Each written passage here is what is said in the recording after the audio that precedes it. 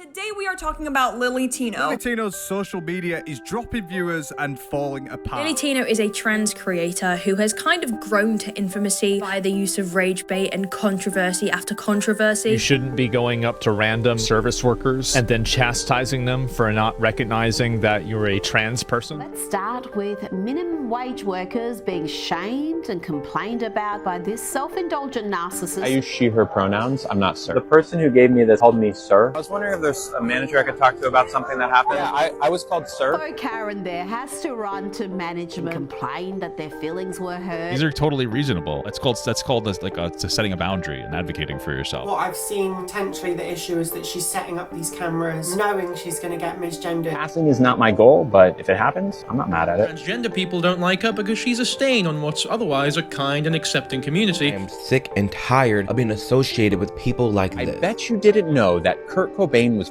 probably trans. That might be why Kurt's no longer with us. They decided to go to Disney World and take pictures in the women's bathrooms. There's also talk of me getting sued for my bathroom pictures at Disney. I didn't do anything wrong. Hi, friends. As a trans man that I am, for you to talk about Disney snacks around children is insane. Last summer, I got my cake pops removed. That Disney video. A lot of the commenters on that video seemed to think that there was a row of children in front of me that I was preaching to as I filmed. There's a woman named Colleen, and I don't know who she is. I was just trying to rack in my head whether I was overreacting or not. Lily stalked, groomed, and refused to take no for an answer. There was no threat, there was no coercion, there was no grooming. Now, to be clear, as soon as she said no, I said, okay. So I've been trying to say no, and she keeps pushing for it. Lily would try to be like, oh, why don't you stop this medication? Why don't you stop that medication? Yeah, so if what Colleen is saying is true here, that is strange. And I even told her how this happens to me all the time. I get banned from Disney. I'm to turn my candy cane into that one. Her cake pop stick is currently getting very numb. You, in particular, I would say, are like someone who's faced maybe the most hate out of any trans person on the internet by other trans people. So the whole point of why I do what I do, which is create content, is to educate and to entertain. You know, I'm not here to hurt anybody. I'm always going to be a confrontational person, but I think there's ways to do it that are not channeling the anger I feel at the world for hurting me. Thank you for all the support, and we'll see you somewhere down the road.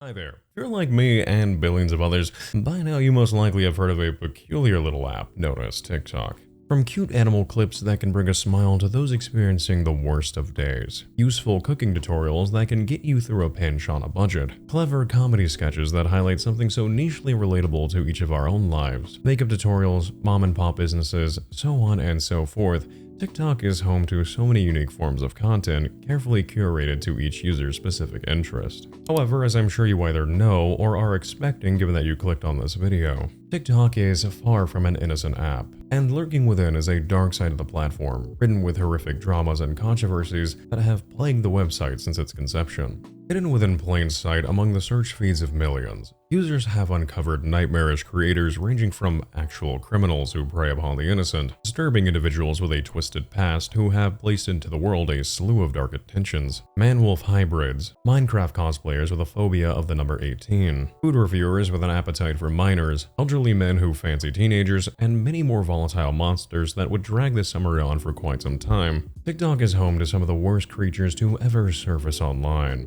And with our character of interest today, we'll be adding yet another entry to the ever-growing list of reprehensible individuals that can be found on the platform. Perhaps you may already have the misfortune of knowing them, but if not, allow me to have the dishonor of introducing to you Lily Tino, recognized online simply as Lily Tino. A self-proclaimed advocate for the trans community on TikTok, Lily Tino is a notorious poster child for painting her own community in a bad light, through their relentless public displays of entitlement, reaching such infamy to where she even appeared on a news network twice, hypocrisy surrounding gender-related issues that shows how ironically uneducated she is on the matter she proclaims to advocate for, who takes advantage of the goodwill of her audience for her own financial benefit, who needs a brand new graphics card for their recovery, all the while integrating into her account kid-friendly themed content surrounding trans education, while also promoting content for her OF on the same feed. Creating a reckless merging of audiences that, should one be curious enough, can go from her reading children's books to her self-described spicy things page in only 3 to 4 clicks. Jinkies, I found a big clue. All of which accumulates eyes from those who condemn the trans community, who are easily able to take her content as bad faith examples to paint the community as a whole as self-centered, entitled, and privileged. Beginning her debut to TikTok in 2022, in a video where she came out to the world as Lily, she would begin to upload comedy sketches and progress updates as she began her journey fully embracing who she was, quickly amassing nearly 4,000 followers in a relatively short amount of time. At first, her content was rather harmless in nature. The occasional life update, mixed in with a jab here and there, directed at the hate she would receive from those who would target her in her comment sections for her identity. However, as Lily gained a dedicated fanbase over time, she would start to present a side of herself to the internet that caused both the LGBTQ+ community and those who vehemently despise such individuals to equally find her to be a problematic and damaging public figure, albeit for obviously different reasons. From misgendering compilations that prove hypocritical as she herself assumes the gender of numerous individuals, such as in her riveting breakdown analysis on how late Nirvana frontman Kurt Cobain was most likely trans, citing that to be the reason he may not be around today. They were trans. That might be why Kurt's no longer with us. Elementary themed breakdowns of transitional surgeries at Disney World, visibly within earshot of nearby minors through her infamous cake pop content. Entitlement, such as her belief that she should be able to eat wherever she wants for free due to her status as an influencer. Grifting for sympathy and donations, as well as accusations of grooming and manipulation from within the OF community, and many more incidents and controversies that realistically can't be put into one brief summary. The story of Lily Tino is one of recklessness involving content geared towards minors, blatant hypocrisy, and quite frankly, a sickening disregard towards her own community that resulted in adding further fuel to a long-burning fire for a community of people who have long faced discrimination and misunderstanding. But before we jump right into this rather complicated and nauseating story, if you'd allow me to briefly introduce myself, I'd be forever grateful. Hi, I'm Wonder, your one-stop shop for calm deep dives on some of the internet's most unsavory individuals around. I upload a new deep dive on a bi-weekly to tri-weekly basis, so if you find you enjoy what you see here today in terms of production itself, feel free to leave me a like and subscribe with a bell notification on, so you never miss out on a new story in the future, as well as yours truly. Also, feel free to let me know in the comments what you did or didn't like about today's video, so I can work on providing a better viewing experience for you in the future. I'd also like to give a shout out to the individuals on screen, such as Jake Baz and Papa Gut, for initially shedding light on this situation, which in turn provided me with the proper directions needed for bringing this situation together cohesively. They were the first creators I have seen cover today's person of interest, so I cannot express enough how much credit rightfully goes to them for this story. If you'd like to help support the creation of future deep dives, feel free to consider supporting me over on Patreon, where you can have your name featured at the end of each video, as well as access to my Patreon-only Discord server, where we can catch up and say hey. Becoming a member is always appreciated, but by no means is required. You being here is already more than enough, so thank you truly for that. Without further ado, once more, my name is Wonder, and it is absolutely phenomenal to have you here today. Sit back, relax, tell your pets how much you love them, and let's you and I dive right into the story of Lily Tino, TikTok's trans educational creep.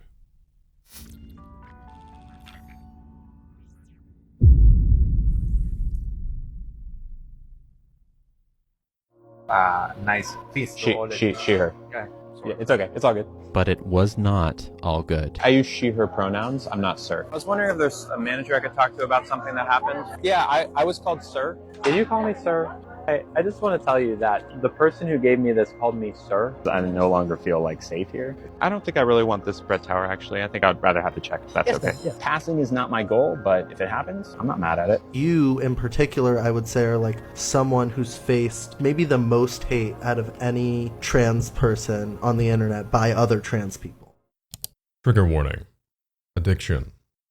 Now, I may have mentioned this in my last video, but forgive me if the lighting and the setup is a little bit scuffed here today. I'm in the process of moving out of state, so off screen it currently looks like I'm living in a magical world of miscellaneous items. Ah yes, I almost forgot, my beloved stop sign. I'm sure nobody was needing it anyways. Before you and I can begin to fully explore the volatile details surrounding their downfall, we first have to ask ourselves two very pivotal questions. Who really is TikTok's most controversial trans advocate, and where did she even come from? Important questions to ask, yes, but ones that will require a lot of self-induced headaches to answer. When it comes to the origins of Lily Tino, we have to take a step back to the very beginning. Lily's childhood. Lily Tino was born to their mother, Nina Tino, in Atlanta, Georgia in the winter of 1993. Lily's early childhood and school life was one of misfortune and harassment, as from an early age, they struggled with their weight and were openly more flamboyant than most of the other students in their school, leading to years of bullying from those who found her to be off-putting. The harassment she faced was not restricted to only verbal attacks, as according to Lily, she would also equally face physical altercations throughout her academics as well. As her quality of life over the years did not appear to be getting any better, Lily and her mother, whether it be the exact reason or merely a contributing factor, would eventually make the move in 2007 to Florida. It is here where Lily would attend high school from 2007 until their graduation in 2011.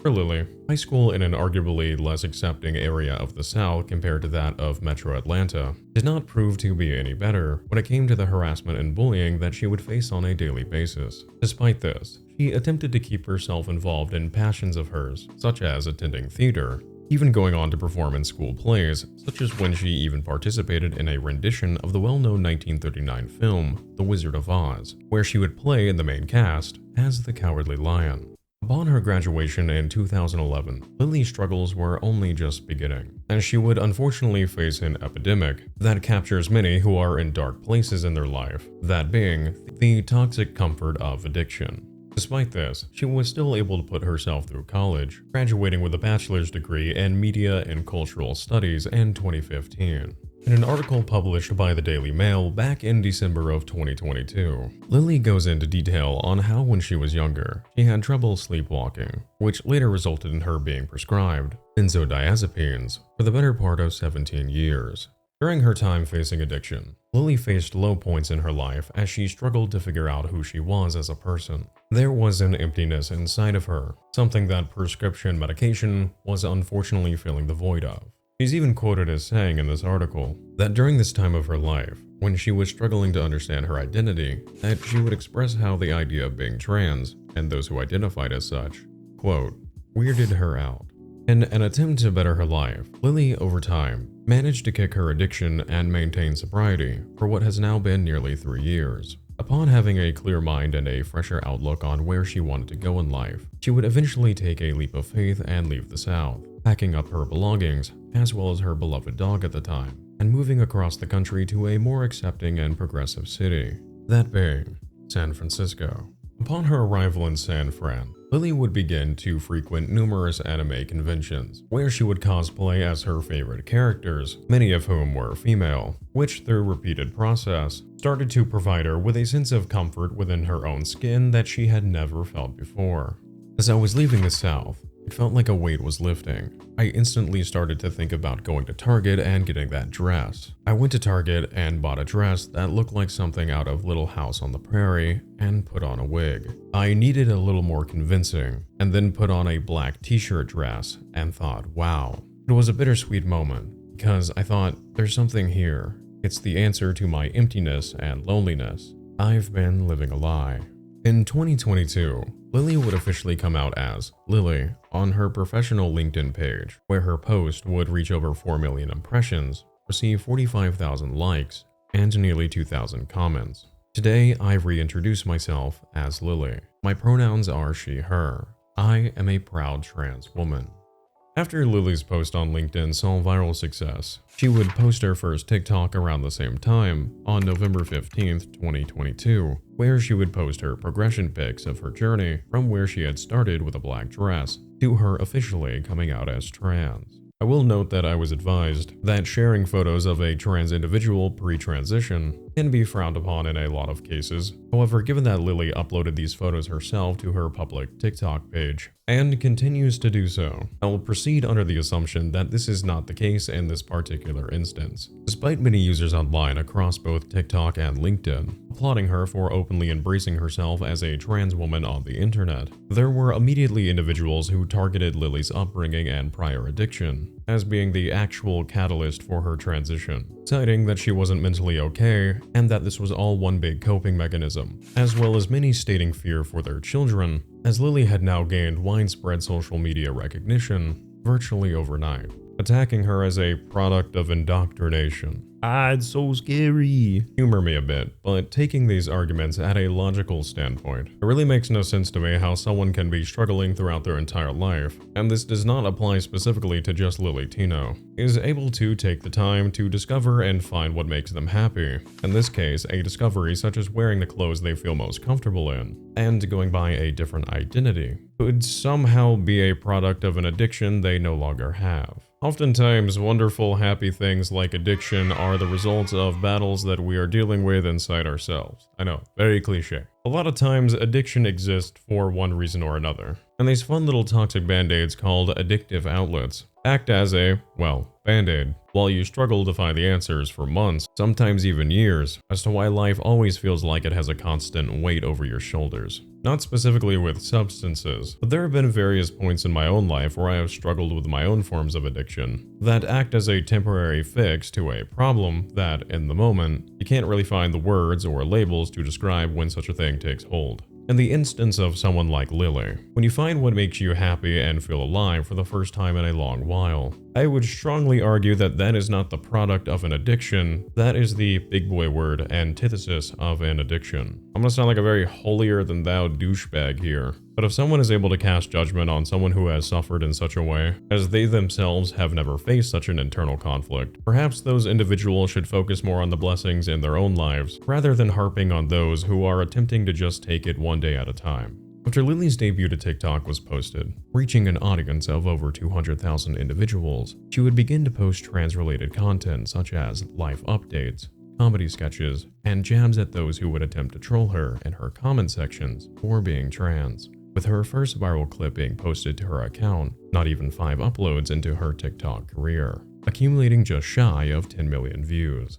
Needless to say, Lily was gaining widespread recognition online at an astounding rate, quickly becoming a well-known figure in the online trans community. However, her reputation did not take long to see the first signs of deteriorating, as with the newfound growth of her channel, she would begin to gear her content towards rather obnoxious food reviews, as well as putting together her now infamous misgendering compilations, which gave those who despised her metaphorical ammunition and frustrated various other trans users of TikTok, as due to her exponential growth, her behavior was now causing other trans individuals online to become painted in a broad stereotype, consisting of entitlement and nauseating attitudes. After honing her niche online in the following months, Lily would present herself one afternoon on a livestream as a, quote, full-time transgender person, and describing herself as well as a self-proclaimed food critic. But yeah, label-wise, what do I do for a living? I like the term professional transgender person, because I'm a transgender advocate. I'm a transgender food critic in San Francisco. I'm a transgender food critic in San Francisco. I'm a transgender food critic in San Francisco.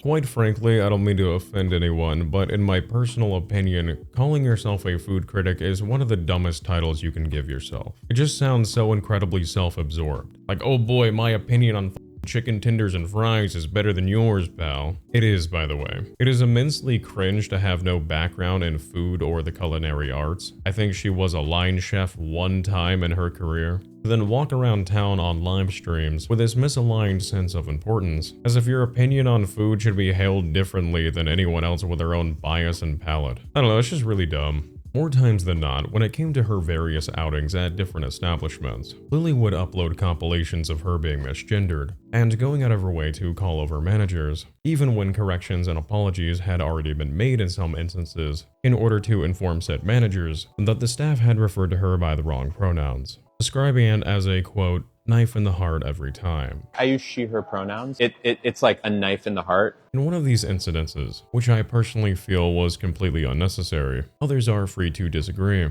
Lily is dining at what I would assume to be a seafood restaurant, judging by the ice tray of oysters she is reviewing, when she is misgendered by a staff member, presumably her server. We do not see this initial encounter take place, as this is a clip from a live stream that had circulated online, but she describes what transpired as such in her video. Lily calls for the manager, to which she explains, as just stated, that she had been misgendered, before expressing how she knew that this was an honest mistake, that the staff member had no foul intentions with this slip-up, and how said staff member had sincerely apologized. She then goes on to treat the manager. Again, I'm biased in my perception here, as I worked food and customer service for years as a surrogate therapist, elaborating on how it sucks to be misgendered and how it has been happening quite a bit as of late, before casually informing the manager that over 800 people are watching this occur live at their restaurant. Now, before some point out the obvious here, yes, Lily as a trans individual can feel how she wants towards being misgendered. Nobody can police personal feelings,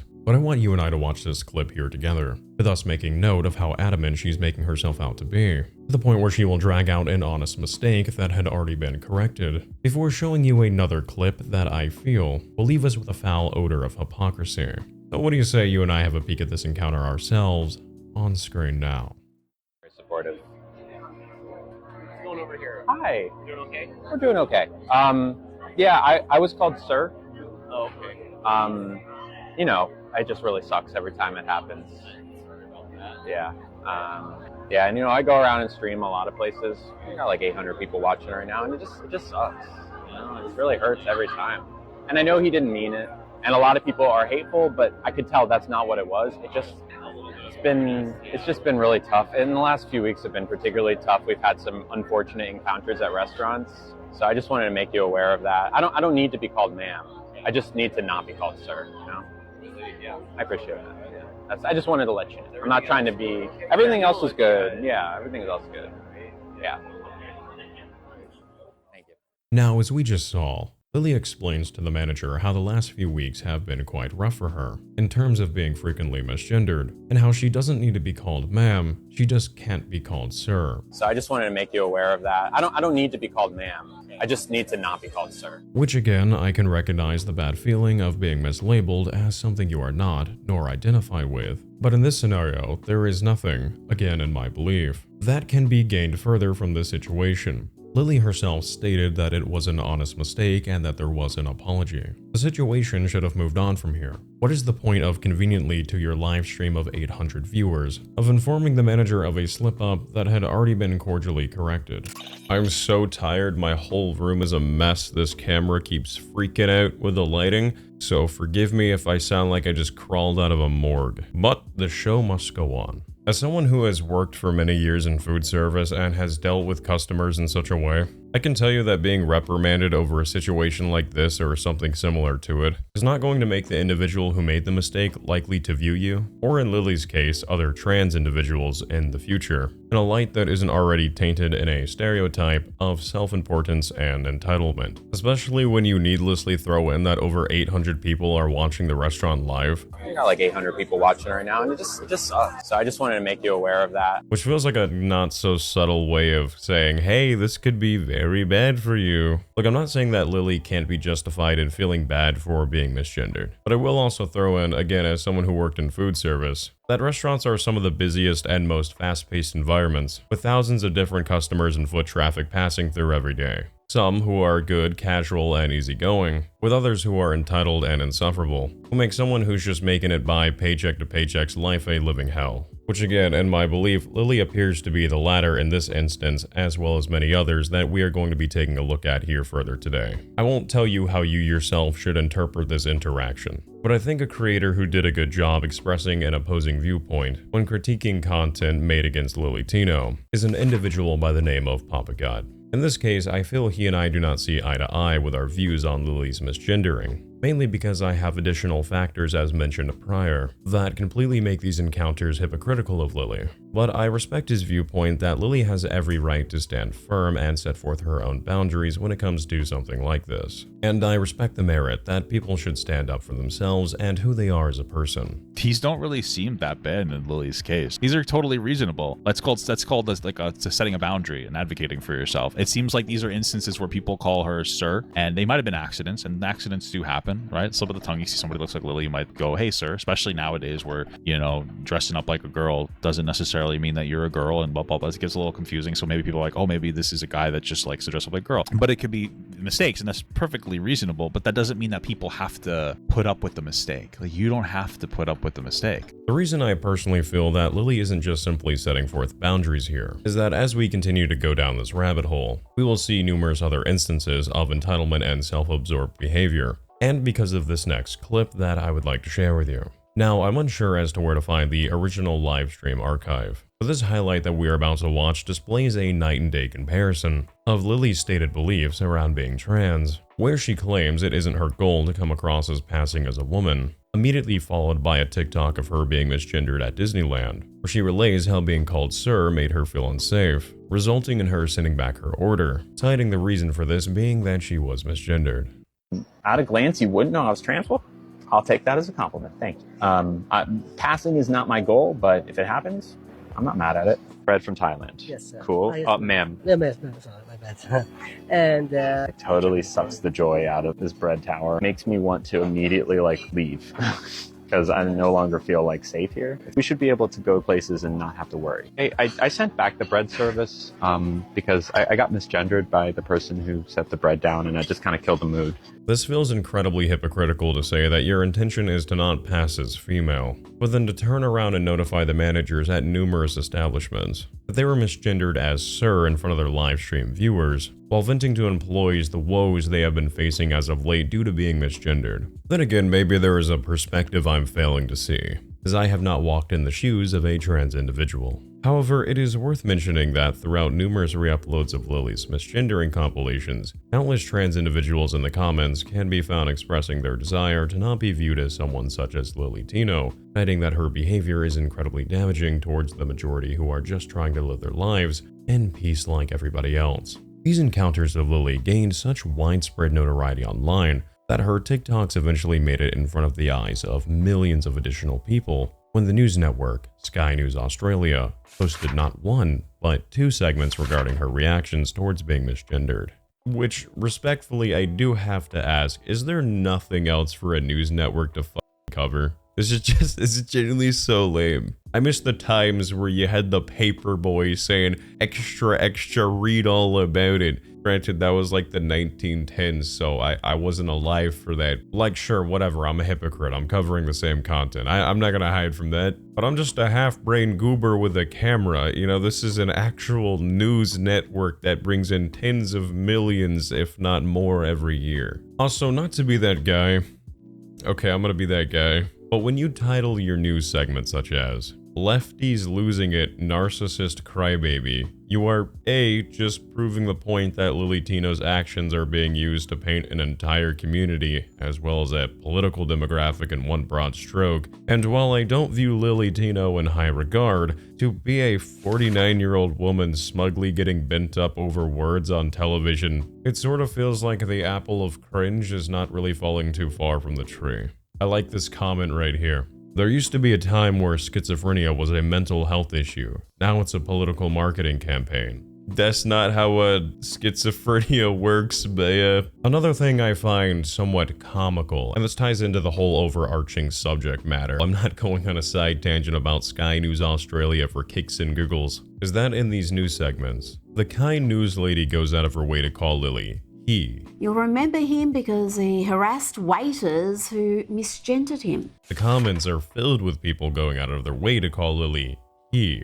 But when you pull out your magnifying glasses and take a bit of a peek into the description of this segment that was intended to own the libs, you find that they refer to her as she. They also call her, my god, a woman. It's almost like it took the same amount of non-existent effort to do this. How interesting. Circling back to Lily's adventures in the wonderful, wacky world of misgendering, I noticed when watching through some of these encounters she had posted that a lot of the times, that the servers who were assisting her did not sound as if English was their first language, which brings up something that we should also probably discuss.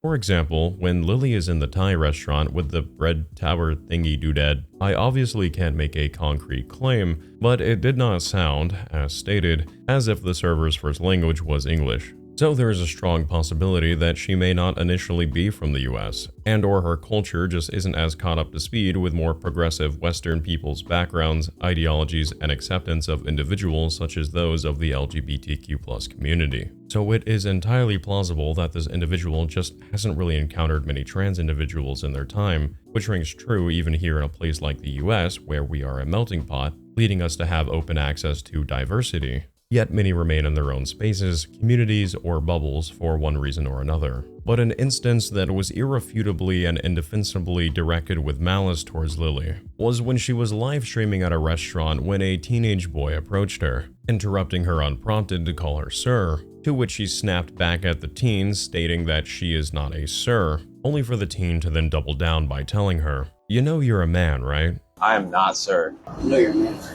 Do you want to say that to the camera? Lily then asked the teen if they would like to share their beliefs to an audience of over several hundred people, which then causes the teen to realize he was being filmed, so he quickly dips out of the situation. How absolutely brave of him. However, when Lily calls him out and tells him to not be a coward, this hurts his pride and he returns, now bringing with him his friends who collectively look like they all just spawned out of a GTA Online server. Lily once again insists that the teen speak their mind on camera, which, you know, rightfully so. If you're gonna talk big, might as well talk big. What follows next is one of the most riveting exchanges of dialogue our species has ever witnessed. Real Aristotle philosopher type stuff. So let's go ahead and hear this compelling exchange of ideals from these individuals on screen now, shall we?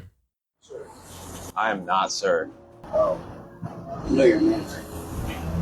Do you want to say that to the camera? Hundreds and hundreds of people watching you? Me right now? Yeah, go ahead. Oh, no. No, go ahead. You just called me a man. Don't be a coward. Don't be a coward. Yeah, you're a coward. Come on over. Say what you got to say to me. Oh, you don't want to call me a man to my face? Come on over. What do you got to say? What do you got to say about transgender people? I didn't know you were trans. Yeah, go ahead. You didn't know you was trans. Go ahead. I did not know this man was trans. Wait, what do you go by? What do you go by?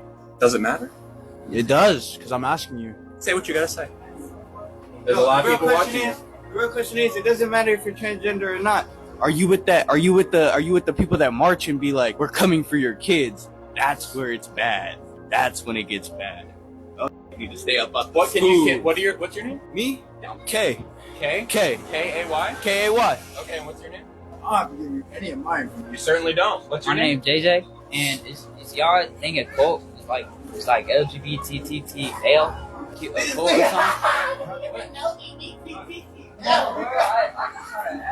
Once again, I must state I am not a Lily Tino defender, but after watching this, I was left with a severe migraine due to the sheer amount of brain cells I was able to lose in under just 1 minute and 20 seconds. Okay, where do you and I begin? As we heard, Lily asks the first teenager what he has to say about trans individuals, to which the teen then claims that he did not know that Lily was trans, before walking up to the microphone and stating, quote, "I did not know this man was trans." I did not know this man was trans. Now, I don't think I have to exactly sit here and spell it out, but that statement is obviously a massive pile of dog shit, because when you went out of your way to call her sir, you followed it up with, quote, "You know you're a man, right?" No, you're a man. And I know there will be quite a few people in the comments of this video saying, well, he is, and I shouldn't be forced to play along with his delusions. Okay, let's run with that logic for a moment. How is seeing someone in public minding their own business and intentionally walking up to them being forced to participate in one's delusion? My brother in Christ, you created the interaction. I'm sure if you meet a Lily Tino, or if you stay online 24/7 like myself, you can find bad examples of any demographic anywhere to fit your own confirmation bias. We are taking niche instances of people online, and using it to paint an entire demographic in a stereotypical light, and it results in headaches like this. Don't get it twisted, both sides of the political spectrum are guilty of this, no doubt. America is an absolute meme. But the specific subject of today is the existence of trans individuals. The next rationale we need to discuss is from the cranial maxing philosopher K, the first teen to step up and share his thoughts. His belief is that it doesn't matter if Lily is trans or not, but instead asks her if she is one of those individuals who marches and says, quote, "We are coming for your kids," because that is where he finds the topic to become problematic, and quote, "That is where it's bad." He then tells Lily that people like her need to stay out of the school systems. That's when it gets bad. You need to stay up. What's your name?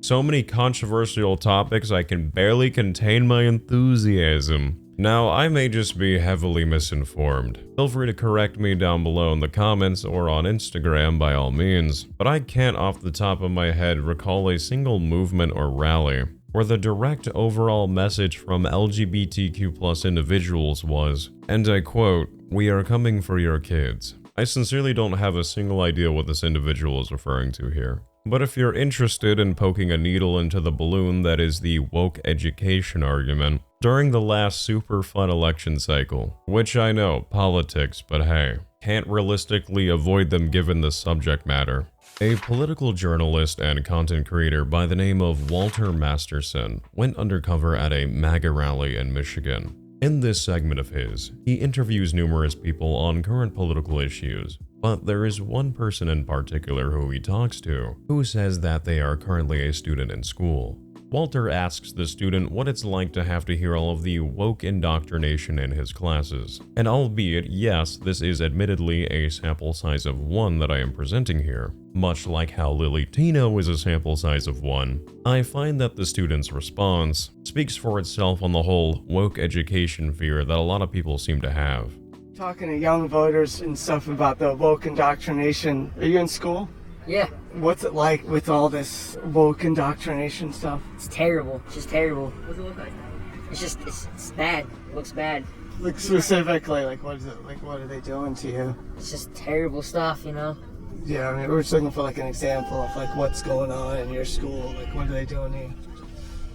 Terrible stuff. Yeah. I highly recommend checking out some of these additional interviews from Walter Masterson. Some of these people actually have the desire to do good, but fear and hate mongering on a wide communal scale have completely warped the perception of their friends, neighbors, and community members. The last bastion of never-ending knowledge amongst these 3 wise sages is JJ. JJ presents the hard questions when he steps forward and asks Lily, is her quote thing a cult? Referring to her being a member of the, what was it again?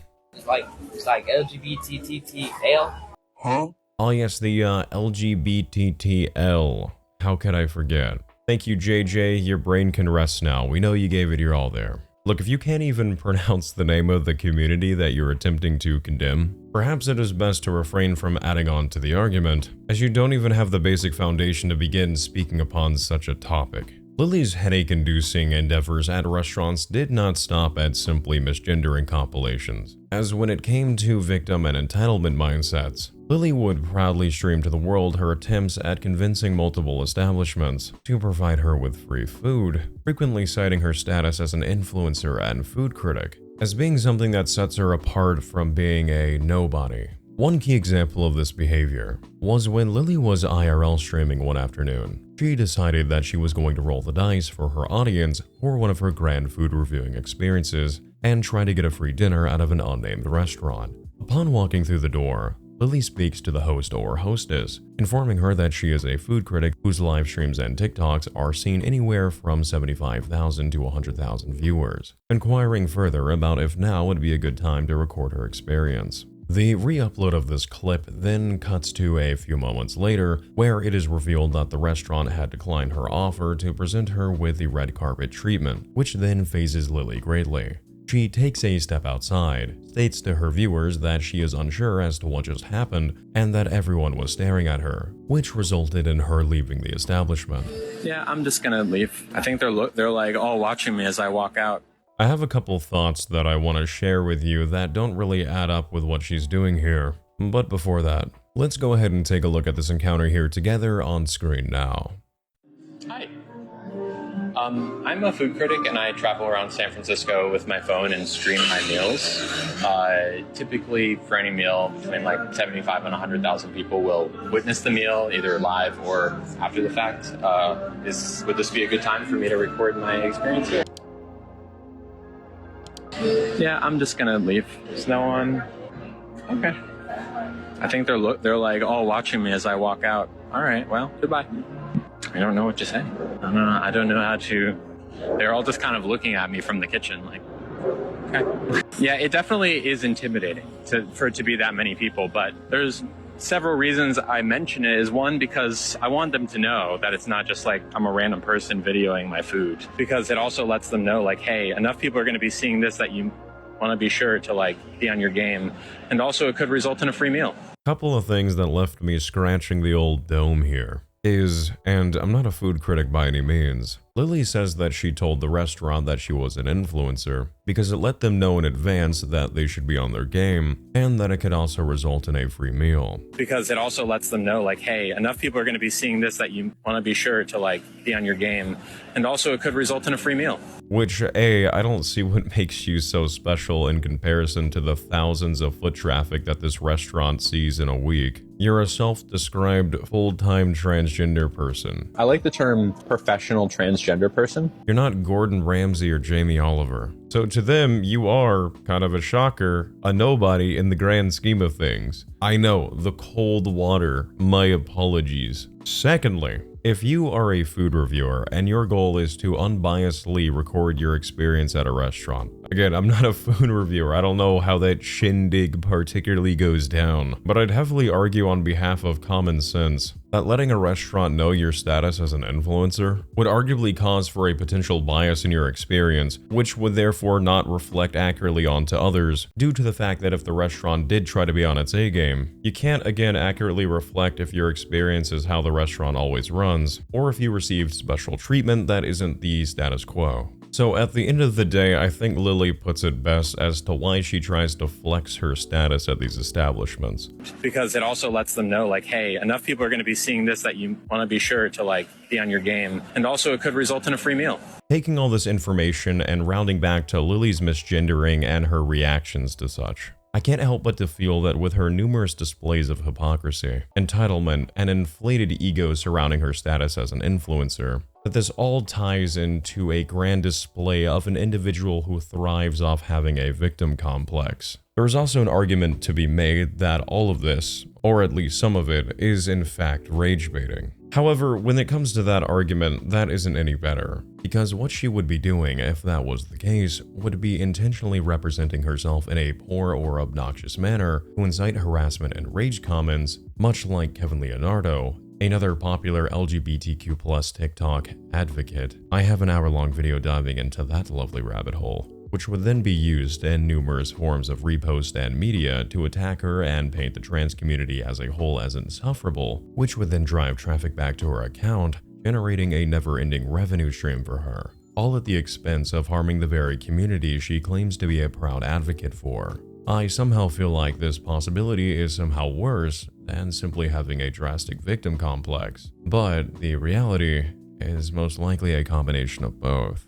Which brings us to Lily's next viral incident that I know will present some very conflicting opinions involving Lily and an unsupervised child in a women's bathroom. Huh? I know how that sounds at first, but trust me, it's not what you think. In a clip of hers posted to TikTok, Lily describes an experience that she had at the mall, where she had walked into a women's restroom at the Lord's Choice of Fine Dining experience, the Cheesecake Factory, when she noticed there was a 3-year-old girl standing alone, waiting for her mom who was occupying one of the stalls. Lily says how the encounter quickly grew awkward, as the child began to stare at her the entire time that she was in the restroom. Lily said that it occurred to her that the mother would eventually leave the stall and leave with her daughter. She said it made her realize that if the mother had seen her, that they might make an assumption based upon untrue things that they've heard. An assumption that could be, understandably, very dangerous for her. So instead, she avoided this potential altogether, and then departed from the bathroom. There's a few things to take away and make note of from this video. So together, Let's you and I take a peek at this full live stream clip on screen now. I was just in the women's room at a cheesecake factory, and when I walked in, there was this little girl, like 3 years old, tops. She was standing there alone, I assumed waiting for her parent who was in the stall. And all the stalls were full, so like I couldn't go in, I just had to wait.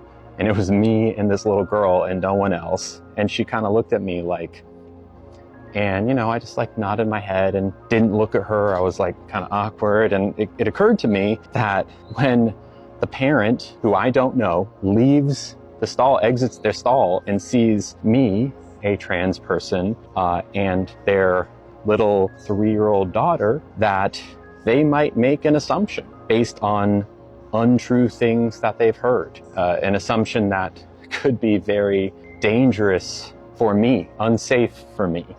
So instead of waiting for that to potentially happen, I left the bathroom and decided I didn't need to pee that bad. Trans people go through this thought process any time they're in a bathroom, and it's not okay.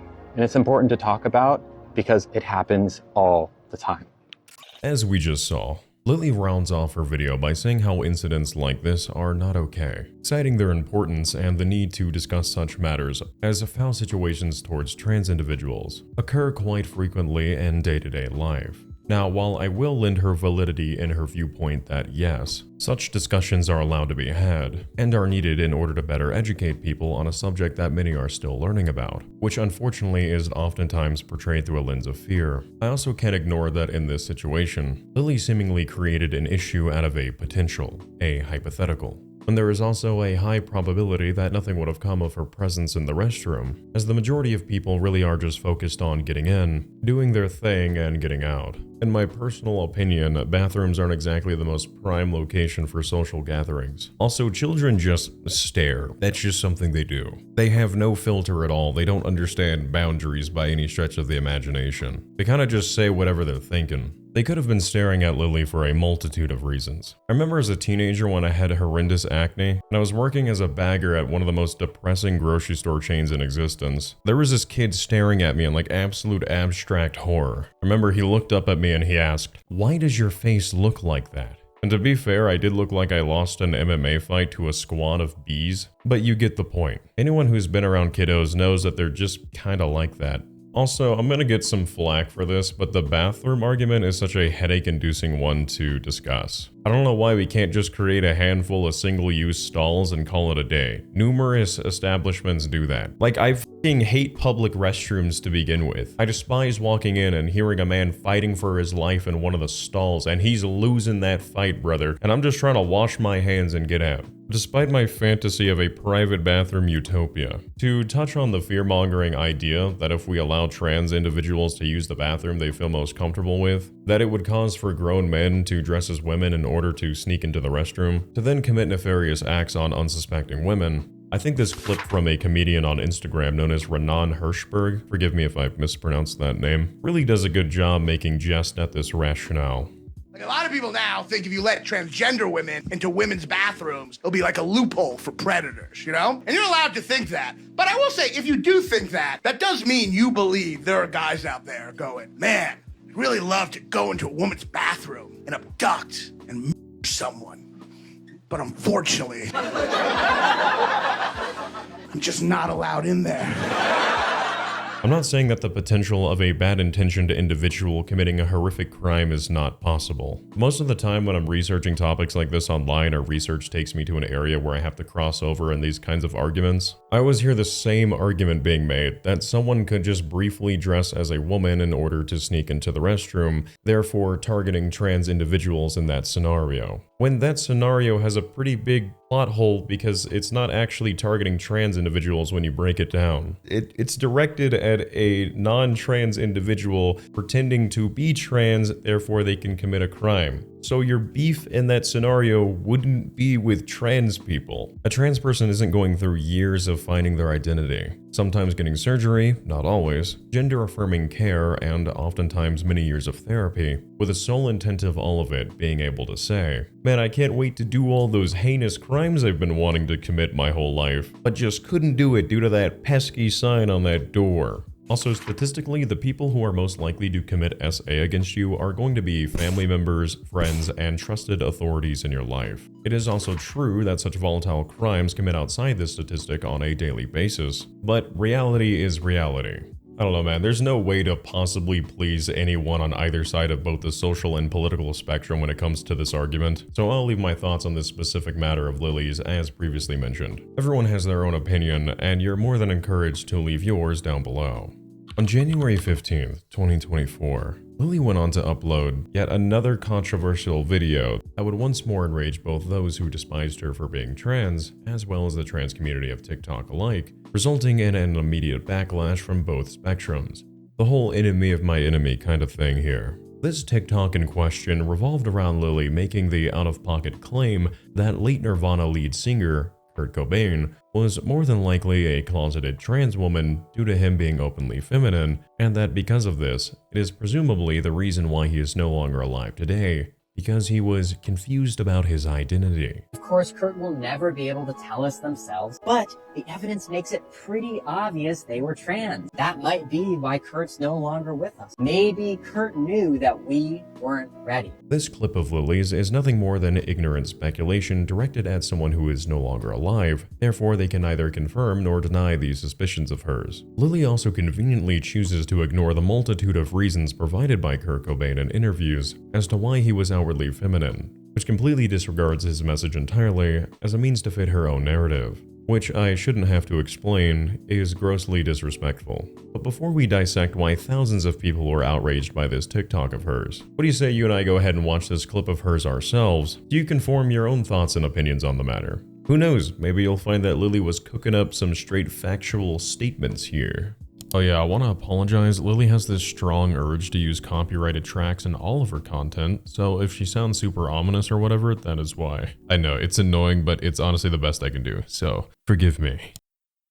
I bet you didn't know that Kurt Cobain was probably trans. First off, Kurt wore a lot of women's clothing. Just look at Kurt in these pictures. They look so happy. And in an interview about their childhood, Kurt said that they mostly hung out around girls. Many trans people who don't have the vocabulary yet to express their gender identity will describe what they're feeling as being gay. That's exactly what I did in middle school. Kurt is also quoted as saying that they identify more with the feminine than with the masculine. This is clear proof that Kurt did not identify with the gender they were assigned at birth. That is clear-cut gender dysphoria. And of course, Kurt will never be able to tell us themselves, but the evidence makes it pretty obvious they were trans. That might be why Kurt's no longer with us. Maybe Kurt knew that we weren't ready. Or maybe you chose to be completely ignorant for rage bait and views.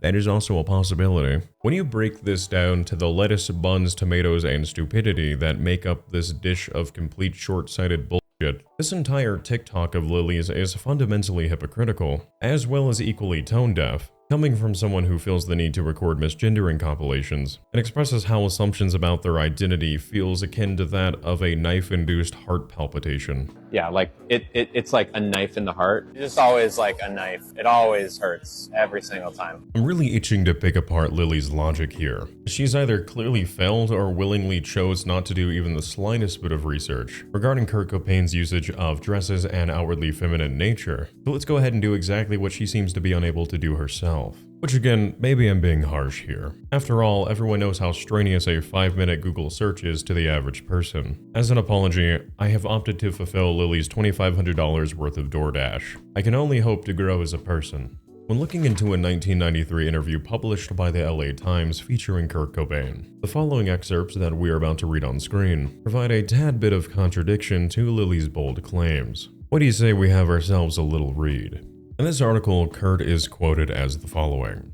"Wearing a dress shows I can be as feminine as I want," he says in a jab at the macho undercurrents that he detests and rock. "I'm heterosexual. Big deal. But if I was a homo, it wouldn't matter either." In the same interview, Kurt goes on to explain how he grew up in a hyper-masculine environment in a small Washington town, and how he despised the misogynistic culture he was raised in, citing how he was often ridiculed for not being masculine enough. I nor Lily can speak for the man directly, but I can use his words as an idea as to what he was getting at. And from what he is describing, he isn't feminine because he's secretly trans. He carried himself the way he did as a display of breaking down gender norms and removing the made-up social stigma on how you are supposed to be as a man.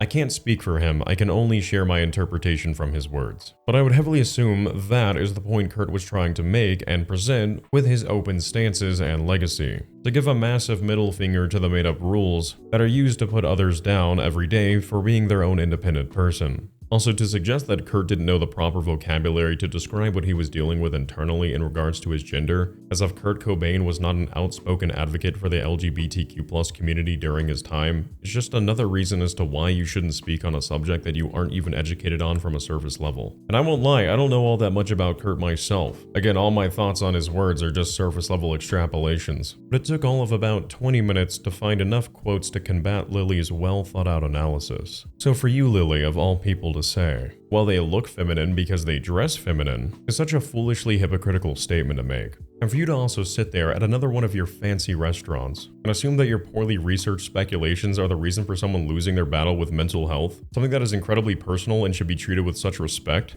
is truthfully just kind of really disgusting. How are you honestly going to say that these are all telltale signs that Kurt did not identify with the gender they were assigned at birth because they would wear women's clothes, and turn around and get irate when someone misgenders you in public and you have to take your phone out and film it? She, her. I use she, her pronouns. It's like a knife in the heart. It always hurts every single time. Did you call me sir? Passing is not my goal, but if it happens, I'm not mad at it. It actually melts my brain trying to wrap my head around that one, because there's no logical answer to be produced from such a question. And perhaps maybe Lily was out there fishing with this one and I took the ye old bait. But again, if this was another instance of rage bait for views, then congratulations, Lily, my dear. You just put yet another target on the back of your own community, seeing as you unfortunately have one of the loudest voices for trans individuals on TikTok. Bravo. The vast majority of comments that can be seen underneath this TikTok of hers point out the absurdity in her claims, with users questioning, I thought clothes didn't have a gender, and are we literally assuming a past man's pronouns right now? One comment in particular accurately summarized the flawed logic of Lily's with their statement, hold on. As soon as someone assumes your gender based on their own opinion of what they see, you get hung up about it, correct them, ask for managers, and post it all over social media. Yet it is acceptable for you to assume someone else's gender based on your own opinion of what you see. And to top it off, said person isn't even alive to confirm or deny your speculations. This is what is wrong with the whole gender identity movement. You feel you can say whatever you want and voice your opinions, but it can't be reciprocated towards you. While I don't agree with this user's last statement on gender identity, as this is yet another example of Lily's actions provably causing her own community to be painted in one broad stroke, I feel everything else they mentioned describes this specific controversy perfectly. However, as I'm sure you are aware by now, Lily is the gift that just keeps on giving. Continuing on and adding to the many additional grievances users have with Lily and her presence on TikTok, comes the irritation and what many believe to be is Lily sympathy baiting in order to financially take advantage of her viewers as a means to maintain her lavish lifestyle. Which, given that as we have already seen with her beliefs surrounding free dining experiences due to her status as an influencer, such a conclusion is not a hard one to reach. I want them to know that it's not just like I'm a random person videoing my food.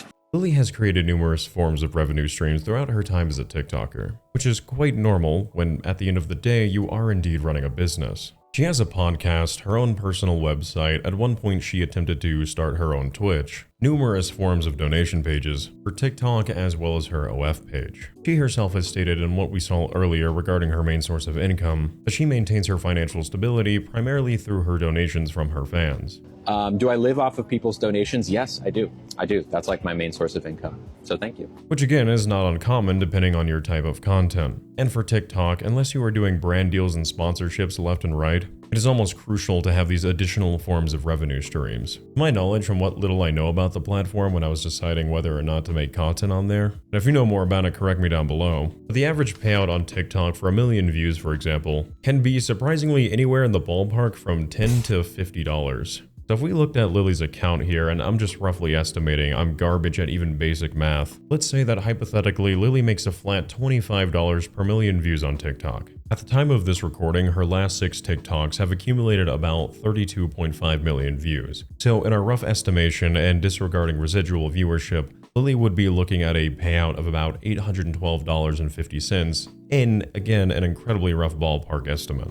So when Lily is actively treating herself to $200 dinners every few days, and on top of living in one of the most expensive cities in the United States, that being San Francisco, where the average rent for an apartment, according to Rentometer, is about $2,297 for a studio alone, the bills are bound to start piling up quickly. Throw in her frequent visits to Disney, which racks up an additional estimate of $200 to $400 per day. Donations by any means necessary is what's going to keep her operation afloat. And so where one could just see a content creator who is out there hustling to make a bag, many can also see the clear motive for desperately needing to make rage bait content that brings more eyes to her page, whether that be good or bad. And it also provides a clear motivation for milking your audience whenever possible. Again though, this is just speculation, perhaps even biased speculation at that.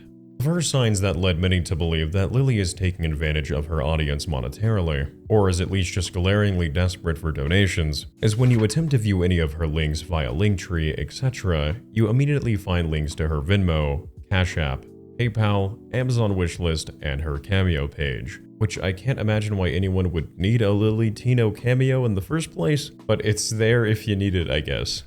Aaron, happy birthday, my friend. You're turning 21. That is a big, big birthday. Now you might be wondering why I'm nitpicking a donations link page when I myself shamelessly plug my own donation page, which can be found below on screen at patreon.com/wonder himself, link in the description. And to you, beautiful person, I say, you have a very good point.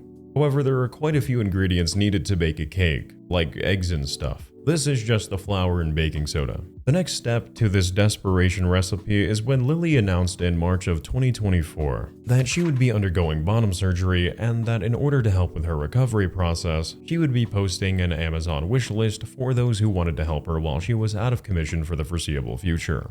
Naturally, when someone has undergone a serious illness, operation, etc., and they ask for assistance, one would naturally be inclined to assume that the items they would be seeking help with would be basic necessities that they otherwise wouldn't be able to retrieve due to lack of mobility or whatever the reason may be. Lily's audience, being filled with many who wanted to help a person in need, were quick to fulfill the majority of the Amazon wish list, to which she then posted an update later to her Instagram page, where she had expressed her gratitude for the generosity of everyone who had assisted her with said list in such trying times. Well, much like the wonderful feeling of Christmas morning, let's you and I take a look at Lily's wish list at the time and virtually unwrap these core necessities that got left under her metaphorical tree, shall we?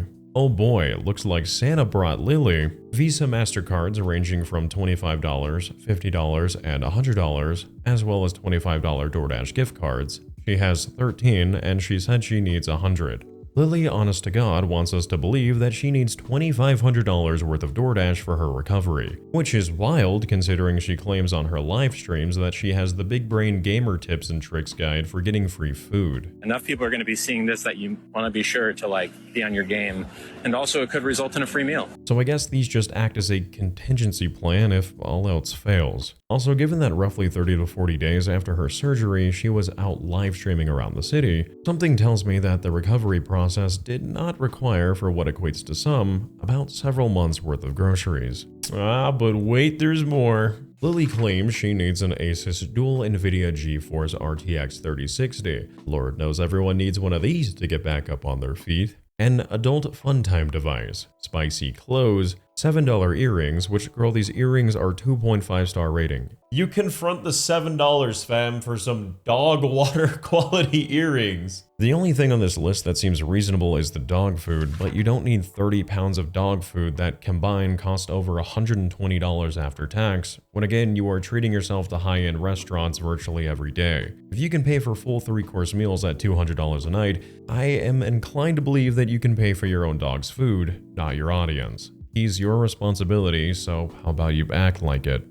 As mentioned prior, not even 1 week after posting her recovery wish list, fans of Lily wanting to show their support. fulfilled the majority of this list.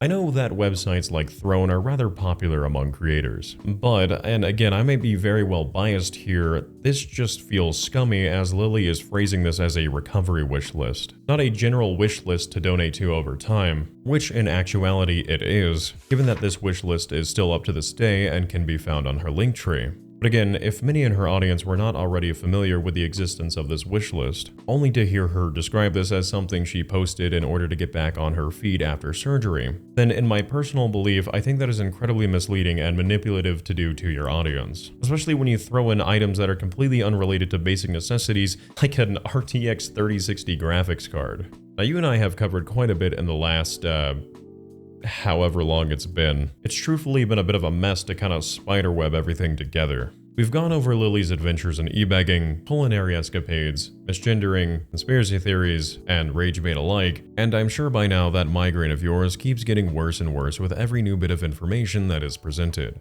But unfortunately, my friend, I regret to inform you that we have only scratched the surface as to the extent of Lily Tino's never-ending notoriety online. And in what would cause more eyes and backlash from both transphobic and trans individuals alike than ever before, would be when Lily decided she would recklessly step into the world of elementary-themed educational content with little regard as to the mixing of her audience as an OF model, as well as an even further rabbit hole, consisting of accusations of coercion, manipulation, a disregard for basic personal boundaries, highly uncomfortable interactions, an extensive back-and-forth series of responses and callouts, and what is even alleged to be grooming from those who came forward to speak out on their personal negative experiences surrounding Lily. To say the least, the nightmarish story that is Lily Tino's online career, and the damaging effects she has on others throughout her own self-centered crusade to drive more attention to her and her own content, has unfortunately only just begun.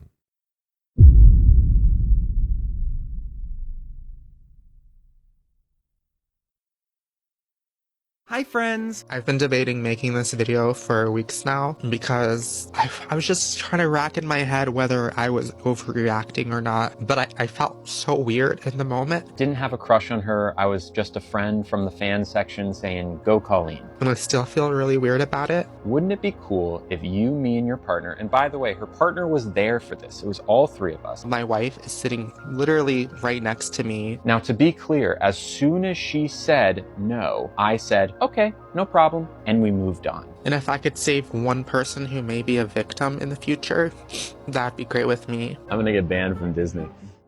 Welcome back, it is so great to have you. Do you remember as a kid when your science teacher forgot to have something planned for the day because they were too hungover? So they threw in that old animal documentary series called Eyewitness. You know, it has like the theme like do-do-do-do-do, do-do-do-do-do. Anyways, that's pretty much what this next section is going to be like. A dive into the wacky and wonderful world of education and allegations. Lily's next delightful chapter in her saga of never-ending controversies that took her a league above being merely a public nuisance online, and now into an online figure accused of indoctrinating children, was when she would begin to upload her now infamous Miss Rachel cosplays, where she would educate children on the basic understandings of what a trans person is and how pronouns work on a surface level. When these TikToks of hers began to become a hot topic of discussion for a multitude of reasons, she found herself under even further scrutiny and backlash when she would begin posting additional child-friendly content using colorful terminology such as cake pops, candy canes, and donuts to describe how transitional surgery works, all the while, for better or worse, bringing more eyes to her account than ever before. Now, Lily has used food as a terminology in the past to describe such an operation from a very early point in her TikTok career, but what sets these examples apart from the rest is that Lily took it upon herself to dress in her finest Disney adult attire, absolutely dressed to the nines here, and describe these operations at a family-friendly theme park within visible earshot of children no less. Disney theme parks do attract an audience of all ages, but contrary to modern-day beliefs, the park is actually heavily targeted towards young children. I feel that fact can't really be argued, but instead of simply describing these TikToks to you, what do you say you and I take a look here together at a compilation of some of these silly, goofy educational moments from Lily, so we can see what all the fuss is about? I'm gonna get banned from Disney. I swear, we're about to get banned from Disney. Last summer, I got my cake pops removed, And the plan up until recently was to get my marshmallow wand reconfigured into a marshmallow tunnel. Unfortunately, a few weeks ago, I noticed some hair regrowth on my marshmallow wand. When I got my cake pops removed, I specifically asked my surgeon to leave the bag intact. That's bad because the outside of the wand is what becomes the inside of the tunnel. So you don't want hair growing there or else it's very uncomfortable. There are actually two different ways to create a donut. First way is to take the cake pop stick and kind of turn it inside out. So I talked to my surgeon and he said that it would be best to postpone the procedure until after hair removal is complete. This is obviously disappointing because I was really excited to have a marshmallow tunnel sooner. That being said, it is still happening. We're just not sure when it's happening. But my hair removal technician thinks it will be before the end of the year. So fingers crossed. My mom's here, by the way. The marshmallow tunnel. Man, I don't know about you, but I'm feeling a little bit big-brained after taking in all that wonderful, zesty knowledge. A small detail I found most peculiar about these Disney encounters, well, aside from the obvious, is that in one particular video, Lily jokingly captions that she is going to get banned from Disney for what she's doing, which is a little bit interesting to say.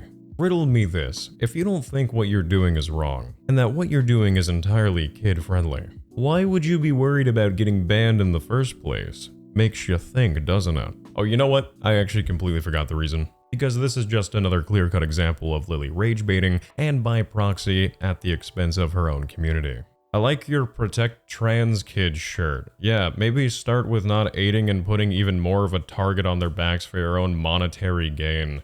Just a thought.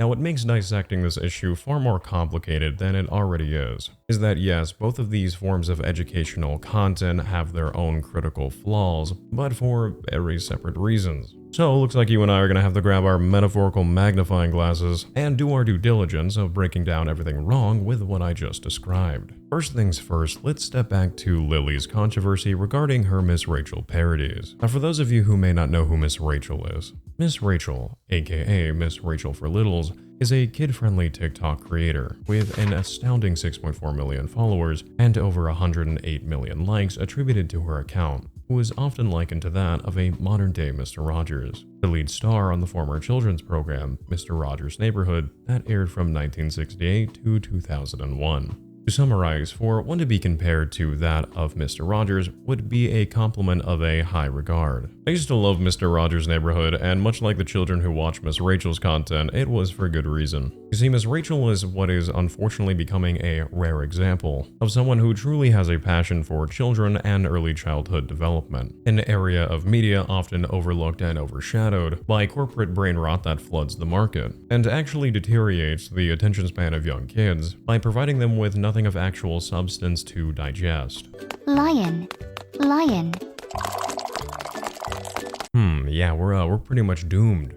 Something that is important to note, yet is most likely already obvious without even stating, is that Ms. Rachel's content is, yes, themed towards a minor audience, but specifically, yet not strictly, aimed towards preschoolers and the kindergarten age demographic. Keep this in mind on your mental notepad as it will be important later for our overarching analysis. Now that we've established who Miss Rachel is, as previously mentioned, for rage bait purposes or not, Lily would go on to upload her own videos in parody of Miss Rachel. She would utilize a cartoonish backdrop resembling a classroom, would put her hair up in a tie, and wear Miss Rachel's iconic pink shirt and denim overalls. Lily would then speak in a parental manner, again as mentioned prior, what it means to be trans from a surface level, as well as describing how pronouns work, which really just translates into an overglorified English vocabulary lesson. However, there's a glaring issue to both of these Miss Rachel-style TikToks of Lily's that is staring right at us, hidden in plain sight.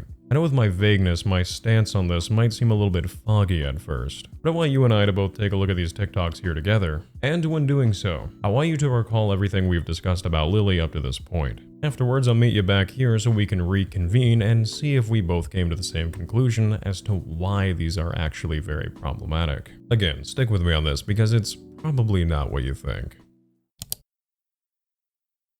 Hi friends! Today we're talking about something super cool called pronouns. Pronouns are little words that help us talk about each other. Some people use he and him, like this bear. He's so cuddly. Some people use she and her. Some people use they and them, like this frog. Today we're going to talk about something super important, what it means to be transgender. It's a big word, but I promise that it's easy to understand. Ready to learn? The first thing I want you to do is close your eyes. Now think, do you feel like a boy, girl, or a little bit of both? Now I want you to imagine that everyone keeps telling you that you're something else, even though in your heart, you know who you are. Wouldn't that make you sad inside? People who feel like this are transgender.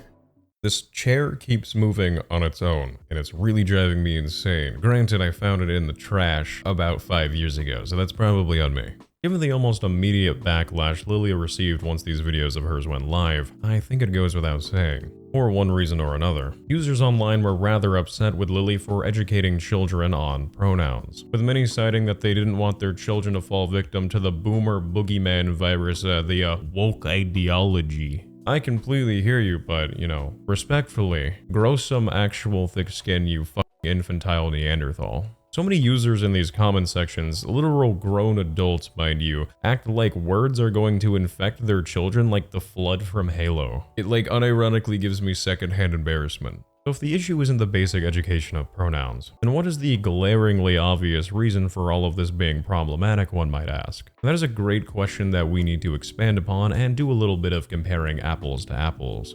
Let's take Lily's Disney content involving cake pops, candy canes, donuts, streams of sody pop no trickling down the rocks. And now let's also take her Miss Rachel parodies and create a sort of mental Venn diagram so we can compare and contrast here a little. Lily's Disney cake pop videos are not explicitly graphic in nature, yet are descriptively graphic in the sense that the analogies used are intended to obviously be interpreted as the real thing. For example, and not everyone had this growing up, but when learning about the concept of stranger danger, the old rhyme, "Stop, don't touch me there, that is my no-no square," comes to mind. Clearly, anyone with a functioning brain can make the correlation that is being intended, so it would not be hard for a child to make the correlation as to what Lily is describing here. That, of course, being gender-affirming care / transitional surgery. The same way one wouldn't teach the same age demographic about, say, breast reduction surgeries. I think it's fair to say that children, especially ones that are captivated by colorful topics such as cake pops, donuts, and Disney, really don't need to learn the intricacies of such an operation. There is nothing a child can even do with that information. One could argue and say that kids shouldn't be online to begin with anyways, but the reality is that will almost always unfortunately be the case. The fact of the matter is that we live in a time where most parents just hand their child an iPad, call it a day, and then treat themselves to some good old wine o'clock with a pat on the back. Because it goes without saying that they are obviously overdue for their Parent of the Year award. Somewhat unrelated, but back whenever I was a kid, if you somehow had a phone, you were hardly ever using that thing aside from just browsing wallpapers, because it used to cost actual money to send a text message. Nowadays, I went out to dinner just last week, and sitting at the table across from me was a 4-year-old glued to their iPad. And for an entire hour, his parents just did not acknowledge his existence, and vice versa. It was a pretty dystopian thing to see. Lily's discussion of basic pronouns was, in practice, merely sending the message for young viewers that people who are different from you do exist as your friends and neighbors. It is truthfully harmless information to relay to a child. However, what can be said about this content is that, to my knowledge, aside from the minimal amount of substitute teaching that she has in her work history, I strongly feel that she isn't nearly as qualified, if at all, to act as an educator to the extent that Miss Rachel clearly can. Miss Rachel's content is strictly targeted towards children in their earliest developmental years. Lily's is not.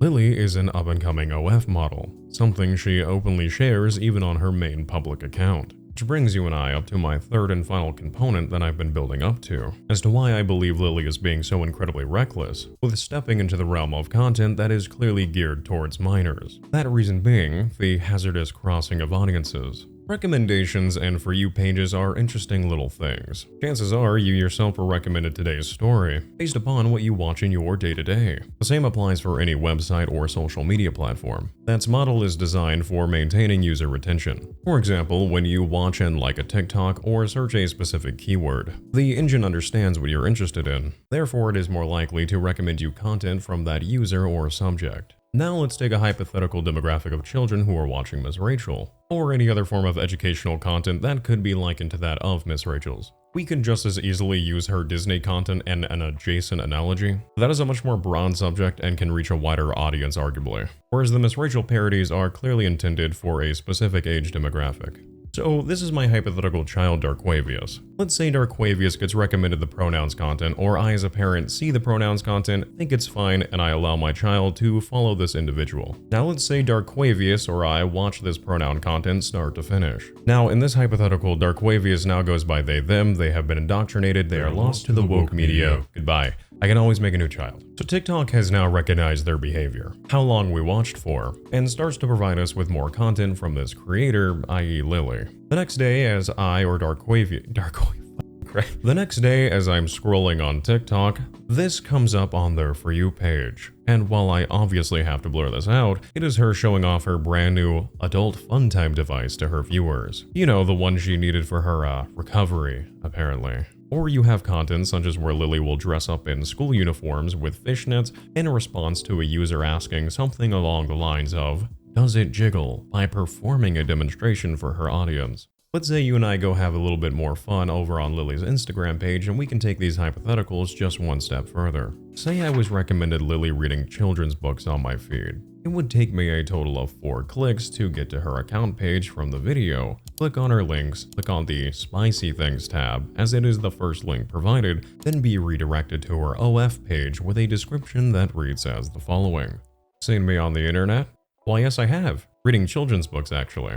Well, you haven't seen my wild side. I show everything. Followed by a winking face, eggplant emoji, limited time offer I suppose, and a water emoji. I post full-length adult content every week. Let me know what kind of cosplay you want to see me in, and I'll make it happen. Yeah, I can actually see you in that Miss Rachel's cosplay of yours, because you were to die for in that outfit. Now, one could argue, well, Wonder my dear boy, you have to go out of your way to even really reach such a page. And even if you did go out of your way for it, it's not like you can see anything really explicit aside from that description. To which I say, fair enough. Well, how about another example? Such as if I open her Instagram again. On the same page where she is reading kids' books to her audience, as well as providing re-uploads of her Miss Rachel parodies only a few posts down, we can find her in photos such as her promiscuous cosplay of Lola Bunny from Space Jam. Oh my, and look at what's only one post next to her. Another donut presentation, how lovely. From outfits used in her OF banner to photos of her in cosplay that would later go on to feature in her infamous I Have a Big Clue video. Clue? Oh, would you look at that? I found a big clue. I have unfortunately seen the majority of this video due to unfortunate researching circumstances. The joy of autoplay, a second monitor, and a very bad reaction time. We have her in revealing clothes quite literally right next to her upload of her pronouns content. Short skirts, schoolgirl outfits, lots of leather, so on and so forth, most of which I have to blur out because, like an overbearing father, we're keeping this PG. Now sure, we can sit here and say that Lily is a grown woman. You're allowed to feel confident in your body online. You're an adult, you can do as you please, go crazy, have fun. That sentiment isn't wrong. But if you're going to share this side of yourself online, you cannot also create content that may subject children to witnessing this very adult side of you that they otherwise may not have been exposed to. One could yet again argue that Lily is an adult and she isn't these hypothetical children's parents, that it should be the parents' job to monitor what their children watch online. Which is very true, I myself am very team anti-iPad baby. But again, that solution isn't going to become a reality anytime soon, and this defense is completely deflated when she actively still makes, granted not always but enough, content that could easily cause her to see an influx of viewers who are of a very young age demographic. What Lily is doing is an incredibly reckless and foolish thing to do, all for the sake of rage baiting. What if you make a young trans person feel heard, or like you may have more trans positive content on your account? There are numerous videos with colorful terminologies such as cake pops and donuts, only to then browse your account and find you unboxing your adult device and seeing highlights from your physics test. I want to sound super pretentious saying this, but are we protecting and educating trans kids then, as you so proudly like to wear on your shirt every day? This reminds me a lot of the Amaranth and Dream collab that happened not too long ago on Twitter. Granted, you know that's an entirely separate thing. But here is an OF model, here is a Minecraft creator. What in God's green earth is the community crossover supposed to look like here? At the end of the day, and with my final thoughts on Lily's educational debacle, before I move on to her most recent controversy involving allegations of coercion, manipulation, alongside with what one individual involved described as grooming, I'll summarize with this. There is absolutely nothing wrong with kids learning that their friends, neighbors, and loved ones are different from one another. There isn't a threat or an overarching hidden agenda, and aside from a few bad faith examples of the vocal minority who actively spread the wrong message, the lesson here really is as simple as to practice acceptance of other people. Realistically, despite what many are led to believe on purpose, there's no point or value to be gained from vehemently despising someone for the traits that make up a fraction of who they are as a human being. A little bit of a story time here. I remember I had this friend as a kid in first grade, and I remember going over to his house one time. We went upstairs to his attic, and he asked me to keep a secret and to not make fun of him for it. I say yes, and I'm trying to figure out why we are in what I thought was his sister's playroom that I just hadn't seen before. That's when he told me that the secret was that this was his playroom, and that he really liked playing with girl toys instead. So I myself, having no exposure at the age of 7, who was living in a more progressive part of the US, that being North Atlanta, I never had experienced judgment culture or hypermasculine standards, but what could have been for someone who grew up with those kinds of themes, an instance where I bullied and ridiculed my friend. Instead, since I didn't have a basis of what that looked like, I gave it a shoulder shrug and we went downstairs to trade Pokemon cards. I actually still have the Pokemon cards from that day. Here's a Latios card he gave me, and here's the Deoxys that their sister gave me because they wanted my Eevee. The point I'm getting at, despite how cliche and overused it is, fear, hate, discrimination, it sincerely is taught and instilled. There's no wiring in mine or anyone else's brain that tells me I should bully a 7-year-old boy for playing with Polly Pocket. However, despite there being no looming threat with the contents of her Miss Rachel content, that doesn't excuse the intentional rage bait TikToks describing transitional operations within earshot of children at Disneyland. Nor does it excuse her making the pronouns content when she also teases content for her OF on the same account. I could easily run around in circles on this subject, attempting to iron out these points and separate them into the niche little categories that they fall under. But I encourage you to form your own opinion, with the evidence and examples that I have provided to the best of my abilities. But wait, just when you thought you're done, there is just so much more.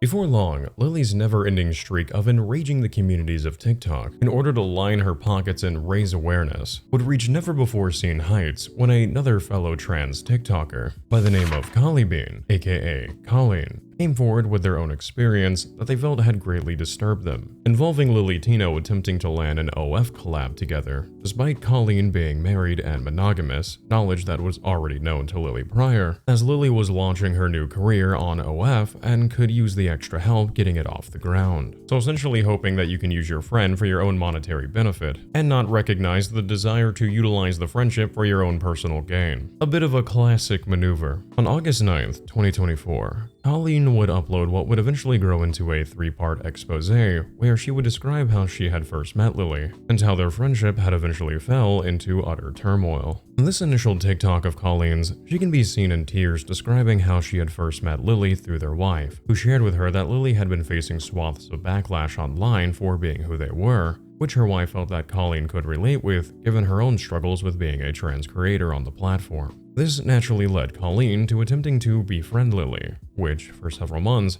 she thought had been the case. She states that a few weeks prior that Lily had messaged her with a vague suggestion of a work trip. Colleen immediately declined as at the time she was on a Canadian work visa, and she was attempting to gain permanent residence within the country. So leaving could cause the entire process to become nullified. When Colleen asked for further details about the work trip, however, Lily said that she could better explain the idea over a Discord call, to which the two of them then proceeded to do. Allegedly once on Discord, Lily would casually drop the idea of making OF content together, something that made up a small portion of Colleen's career online, so this choice of collaboration was rather specific. Mind you again, that during this time Lily was more than aware that Colleen was in a strictly monogamous relationship with her wife. This call out from Colleen was the spark that lit the candle on what would grow into a raging dumpster fire of back and forth exchanges between the two creators. So, first things first, instead of me sitting here and explaining everything, let's go ahead and take a listen as to what Colleen has to fully say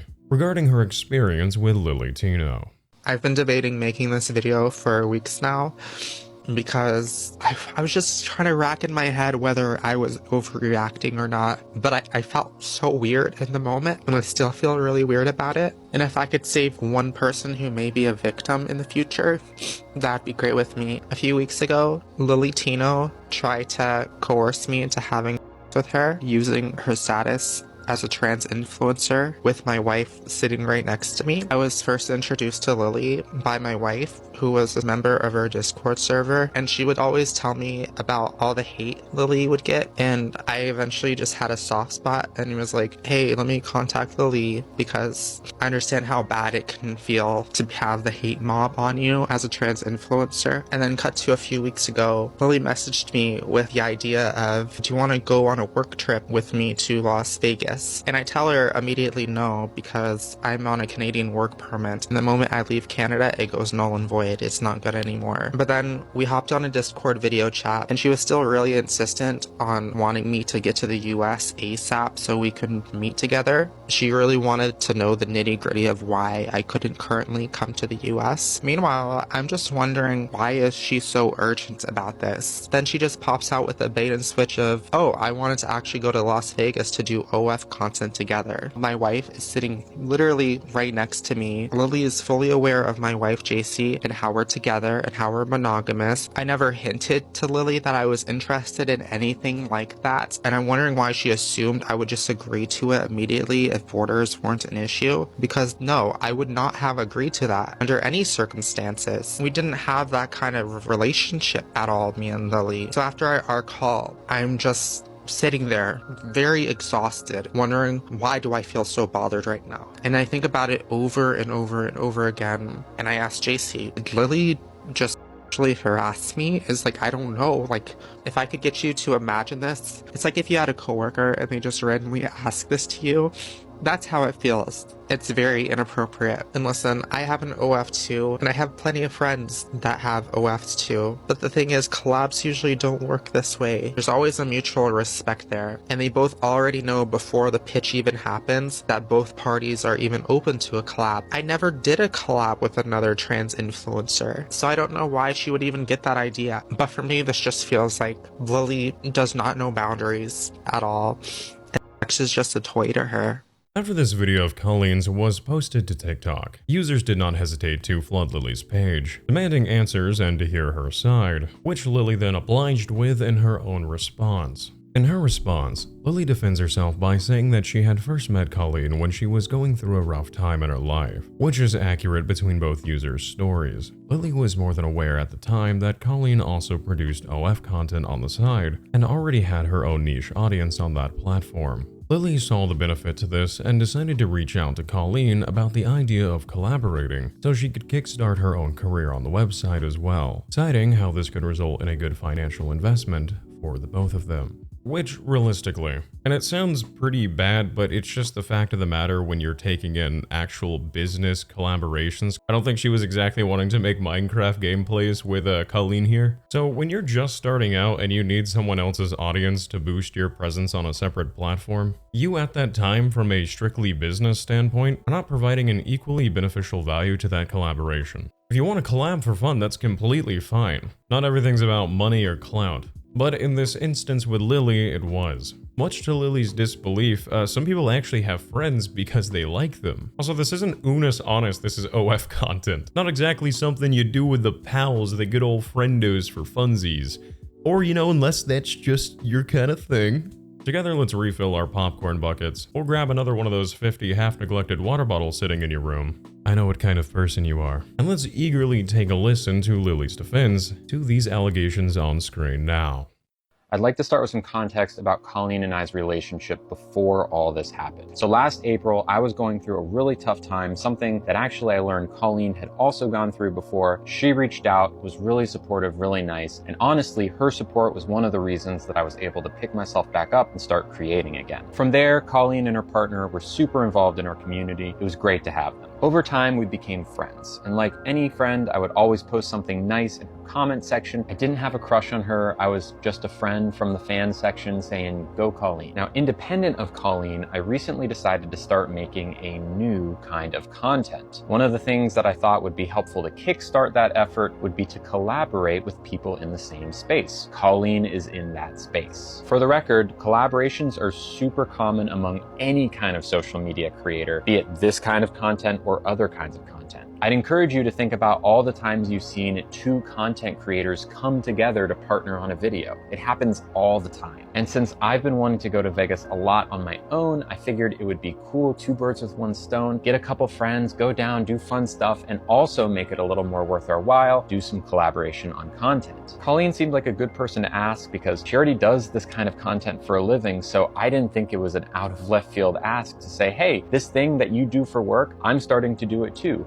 What if we partnered up for a thing? Not to mention, I thought her content was awesome and I really admired her for it, and I would have loved a chance to collaborate with her. Now, Colleen contradicts herself a couple of times over the course of her videos. In the first one, she talks about how we were discussing Las Vegas in the chat before I brought it up to her on the video call. That's not true. And in her second video, she contradicts it by saying that I brought it up to her for the first time on our video call. That's true. On that video call, I said, hey, wouldn't it be cool if you, me, and your partner, and by the way, her partner was there for this, it was all 3 of us. I said, wouldn't it be cool if me, you, and your partner had a fun trip to Las Vegas? We'll do the Sphere, I want to go to a Mega Mart, maybe see a couple shows, it'll be super fun, and while we're there, it would be cool for us to film some content, because ultimately, I'm starting to make more content, I like your content, it would be cool for us to partner. Colleen immediately said, actually, I'm monogamous. Now, to be clear, as soon as she said no, I said, okay, no problem, and we moved on. Colleen in her videos has made it out to be like I dragged it on, like I was pushing her and pulling her and trying to get her to do this collaboration, when in reality, all I said was, okay, no problem, totally fine. At that very moment, my internal monologue was, okay, Colleen doesn't want to do this, who else would want to do this? And I moved on from the situation entirely. I didn't know that this was something that bothered Colleen or her partner. They did not tell me that it bothered them until weeks later when I received a DM from her partner, which Colleen also mentioned in her video. I immediately apologized over Discord message. I never got a response, and the next day they posted the video. Now, Colleen talked a lot about our conversation on her citizenship. Colleen is an American citizen who lives in Canada currently and is working towards her Canadian citizenship. She told me that she can't leave Canada right now because that would interfere with her Canadian citizenship. I, as her friend, was just curious why that was. It sounds like Colleen interpreted that as me trying to push and pull her towards this content, when in reality, I wasn't even thinking about Las Vegas anymore. I wish I could show you the video call to prove what I'm saying, but sadly, Discord doesn't store any video calls on their end. To recap, I never had a crush on Colleen. I saw her as a friend. I asked her if she and her partner wanted to come to Vegas. She said no. I said okay and moved on. This whole situation is something out of nothing. And the saddest thing is that people will believe what she's saying just because they don't like me and they want it to be true. I would have much rather dealt with this personally, one-on-one, but she didn't allow for that to happen. So here I am, speaking my piece. Thank you. As we just saw, in the other half of Lily's response, she claims that she did not know that Colleen and her wife were monogamous, and had no idea that such a proposition would upset the couple. What perplexes my little baby brain just a tad bit further is when she says the line, "The request was to grow our mutual following and generate revenue together, and I wanted to make it in front of both of you, so that it didn't feel like any circumventing or secretive asks." Let me know if I'm putting these puzzle pieces together correctly. So what you're saying is that you're sorry, and that the crucial detail that you left out was that Colleen's wife could bear witness to such a performance. What? How is that realistically any better? You're misunderstanding. I didn't mean to offend you by asking if I could your wife. I completely left out that you can watch too. It's fun for the whole gang. Just doesn't make it's not any better. Geez, I can only imagine as to why Colleen and her wife took offense with what you were asking of them. Somewhat of a side note, but relates to Lily's video. There is a belief that I've heard quite a few people actually express frustration with, and that is the assumption that the majority of LGBTQ+ individuals are poly, so it's okay to just ask and assume these things. Which, to my knowledge, that is not the case by any means. So yes, people oftentimes take offense when you inform them that you view their partner in such a way, let alone ask permission for that sort of thing. Not exactly one of life's greatest mysteries. Upon Lily's eye-opening defense being posted to TikTok, Colleen would respond with 2 more additional videos that calls Lily's version of events into question and provides far more details that shed light on the full extent of her experience, alongside, what surprised many, bringing forward the story and testimony of another trans creator with whom Lily had befriended, only to later present this said creator with the same proposition of a work trip that would benefit the both of them financially. The following responses are quite lengthy with a runtime duration of about 8 to 10 minutes, so I have more or less Frankenstein these 2 TikToks together in order to relay this information more effectively.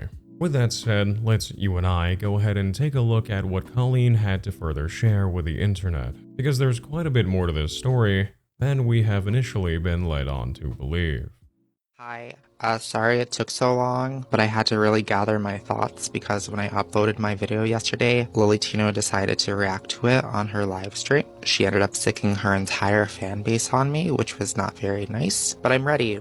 I have receipts. When she first messaged me to pitch her idea to go to Vegas, she wanted to basically pitch it as a fun girls trip. And I was friendly about it, but I also made sure she knew that, hey, listen, I cannot go to the US right now because I'm trying to get my permanent residence here in Canada. And if I leave, the whole process gets halted. It's a whole big thing. I can't do it. And she's known about this for months, by the way. Anyway, she wanted to go on a Discord call, and I agreed. And I had JC sit right next to me because her name was brought up. And she pushed me again for more details on why I couldn't come to the US, and she also wanted an exact timeline of when she thought I would be able to do it. And I said probably 8 months or so, but I thought it was weird to even ask. But suddenly the subject changed to her wanting to actually collab with me. And my innocent mind thinks, oh, she probably just means like TikTok or Instagram, right? Because I've told her before that OF is like such a small part of my life. I post like the bare minimum like once a week. Lily failed to mention that she led me into a Discord call under false pretenses when her real motives were to film with me. She didn't mention that I said no or I can't 3 different times, and even after that, even after I said no to doing she still sent me a link to the studio and said it would be mutually beneficial. Instead, she mentioned it as a different kind of content. I recently decided to start making a new kind of content. And was very nonchalant about saying it was normal for content creators to collab, which is true for something like TikTok, but is much more sensitive when we're talking about making literal. For the record, collaborations are super common among any kind of social media creator, be it this kind of content or other kinds of content. Lily went on to mention how it would benefit us both financially, which I call BS on that part because I'm much more successful on that platform than her, no offense. And right after she pitched us doing an OF collab, I immediately reminded her that I was monogamous. This is not even mentioning the fact that I have had a feeling that Lily's had a crush on me for quite a while. She would always comment on every single one of my pictures with hearts. And what kind of confirmed this to me was the fact that her Plan B influencer that is now apparently currently going with her to Las Vegas, Lily has told us in Discord plenty of times that she's had a crush on her and that she used to subscribe to her before they even started talking. And now she's suddenly going to Vegas, which is interesting because Lily reached out to her and now she's invited her to do this thing with her. I know she's probably gonna just brush this off like she didn't do anything wrong, but it felt so wrong because I met her and I talked to her under the guise that I was basically friend/mentor to her. And she completely neglected that and just saw me as $signs and a piece of meat. Lily was trying to sanitize the entire situation to make herself seem innocent. Like, I got many comments after they come back to my video being like, oh, I didn't even know that Lily was even talking about OF until I saw your video. And I've been frequently asked why I even went public in the first place, because Lily had such a well-written response, right? But the reason I even went public was because I knew that immediately after I went public, Lily would publicly act like this. Right? And also, I had no idea they were monogamous. Most trans people I know are poly. So let's say, okay, she's monogamous and She could have just said no. And finally, if you're wondering why I haven't responded till now, it's because the day I was going to respond last week, I was contacted by another victim named Cassie, who was tied up in this entire Vegas situation too. Her situation's very similar to mine, except for her, Lily stalked, groomed, and refused to take no for an answer countless times, to the point where on Lily's live streams, I was tricked because Lily was publicly saying that she already had someone to go to Vegas with her after I said no, referencing Cassie. Turns out Cassie never said yes. So I've been trying to say no, and she keeps pushing for it. It was strange though, because on her TikTok lives, it sounded like you were a shoo-in to go. Yeah, no. One of the primary reasons that Cassie said no was because of medical reasons. Lily would try to be like, oh, why don't you stop this medication? Why don't you stop that medication? Lily, someone should not have to stop their medication to have with you. That's ridiculous and predatory. She basically didn't believe that I was telling her that it is quite severe, to the point where I don't like traveling. Lily had subscribed to her OF for months prior, told people in the Discord, including me, about Cassie herself. And when Cassie was being called out by Chris Tyson on Twitter for being too trans, which I think is freaking ridiculous, Lily swooped in all friendly, saying, come to our Discord server, we're friendly here, we'll understand you. And then not too long after asked her to go to Vegas to do with her. She's been aware of you and has been following you on OF for quite a while. That's crazy enough. She knew who I was before that day. She talked about it. Like, she talked about it multiple times. Oh. In a Discord. She talked about it, yeah. What? Oh, no, that changes everything. Why hasn't she told me that? And I even told her how this happens to me all the time. Like, people, I'll meet like a set of friends, right? And then the second one of them gets me alone, they go, hey, so, I actually watch your content, and then I'm like, oh, so you're trying. This is the exact same, but this is the first time it's happened to me with someone like Lily. Oh, hello. Welcome back. Sorry, I was just having Grandma's age-old remedy of Brazilian Monster to help with the chronic migraines I'm receiving from all the wonderful new information I keep hearing about Lily Tino. It's actually helping quite a bit. This is pretty fire. As we just watched together, Colleen came forward with all kinds of new details and receipts that I knew, for me at least, felt somewhat overwhelming at first. So let's go ahead and briefly break down some of these key takeaways, as we have quite a bit to analyze. Oh, what fun. As we saw, Colleen came forward with additional information on another trans TikToker and former friend of Lily's by the name of Cassie. In the call between both Colleen and Cassie, it is alleged that what Lily had done to Cassie, that being reaching out and providing what on paper seemed like an open hand into a safe and understanding community, was actually an ulterior motive likened to that of grooming. Cassie reveals that when she was asked about the Vegas trip, she had declined the offer, citing that she could not travel due to medication that she was on at the time. However, Lily, adamant to chase that bag I suppose, then suggested that Cassie should stop taking her medicine if that were to be the case. Which you should never in a million years recommend that someone goes off their medication cold turkey. That is between that person and their medical professional. Such advice can easily prove dangerous. You ever waking up with a fun little feeling in your system known as withdrawals? It ain't exactly a walk in the park. No fun time birthday party there. I will say, perhaps biasly, but with the testimony that I am given to work with here, I personally feel that Lily's motives were manipulative, misleading, and that she intended to use her so-called friend for her own financial benefit, as at the time. As she herself stated in her own video, that she was trying to get this new source of revenue up and running. Now, independent of Colleen, I recently decided to start making a new kind of content. One of the things that I thought would be helpful to kickstart that effort would be to collaborate with people in the same space. And what better way to begin this new business endeavor of hers than to call upon those who are already well established, with a backup plan to play victim if they decline, and find your request to be incredibly invasive upon their own personal boundaries. Now, there's actually quite a bit of debate online as to if what Lily allegedly had done to Cassie would constitute as grooming, making note that everyone involved with the situation was an adult at the time when this took place, and myself included before I took the time to actually pull up the definitions and do a little bit of a breakdown analysis, automatically redirects the term grooming to be synonymous with that of predators. Obviously, you can have all the elements of grooming happen to an adult, especially when the manipulator is of a much older age, financial status, greater influence, or a combination of all three. So I brushed the gamer crust off of my keyboard, and actually found a few conflicting definitions of the word. From what could be found on one specific British police website, grooming is described as the following.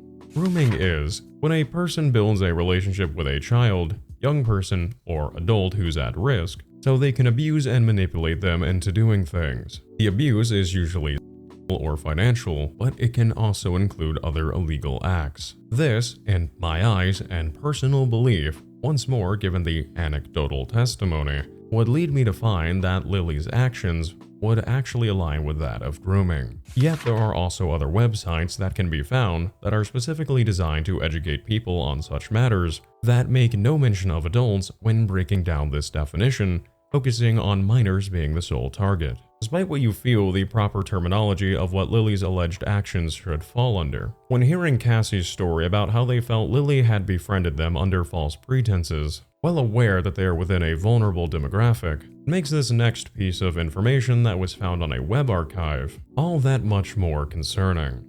On what has now been rebranded as Lily Tino's own personal website. There was once a time where Lily's page was described as providing trans inclusivity services that offered an array of information, but notably, one-on-one counseling services, a feature that, oddly enough, can no longer be found on the website today. Now, everything I am about to say is strictly speculative. I am merely voicing my own opinions on parallels that I find to personally be highly concerning. Nothing has been proven, and this is, I must reiterate, an opinion based upon my own speculation. Take this with a grain of salt. With that said, when revisiting Lily's LinkedIn page, unless I am just somehow misreading their prior work history, Lily has no degrees or experience in counseling, psychiatry, or anything along the lines of mental health that would qualify her for one-on-one counseling, let alone for struggling individuals. But scarily enough, as I have come to find and was recently informed of, the reality is that in a lot of states, calling yourself a therapist or counselor is not actually a protected term. Now, I don't know about yourself, and perhaps I've just been living under a rock, but if I am someone who is struggling in my life, and I reach out to someone for professional help, I personally would naturally assume that if I'm reaching out to someone who calls themselves a counselor or a therapist, that the individual I am seeking for such assistance would have some form of background to ensure that they are qualified to provide me with proper mental health advice and services. I was under that impression myself up until about 3 days ago, though it's possible that I'm just a little bit stupid, and that's just already widely known information.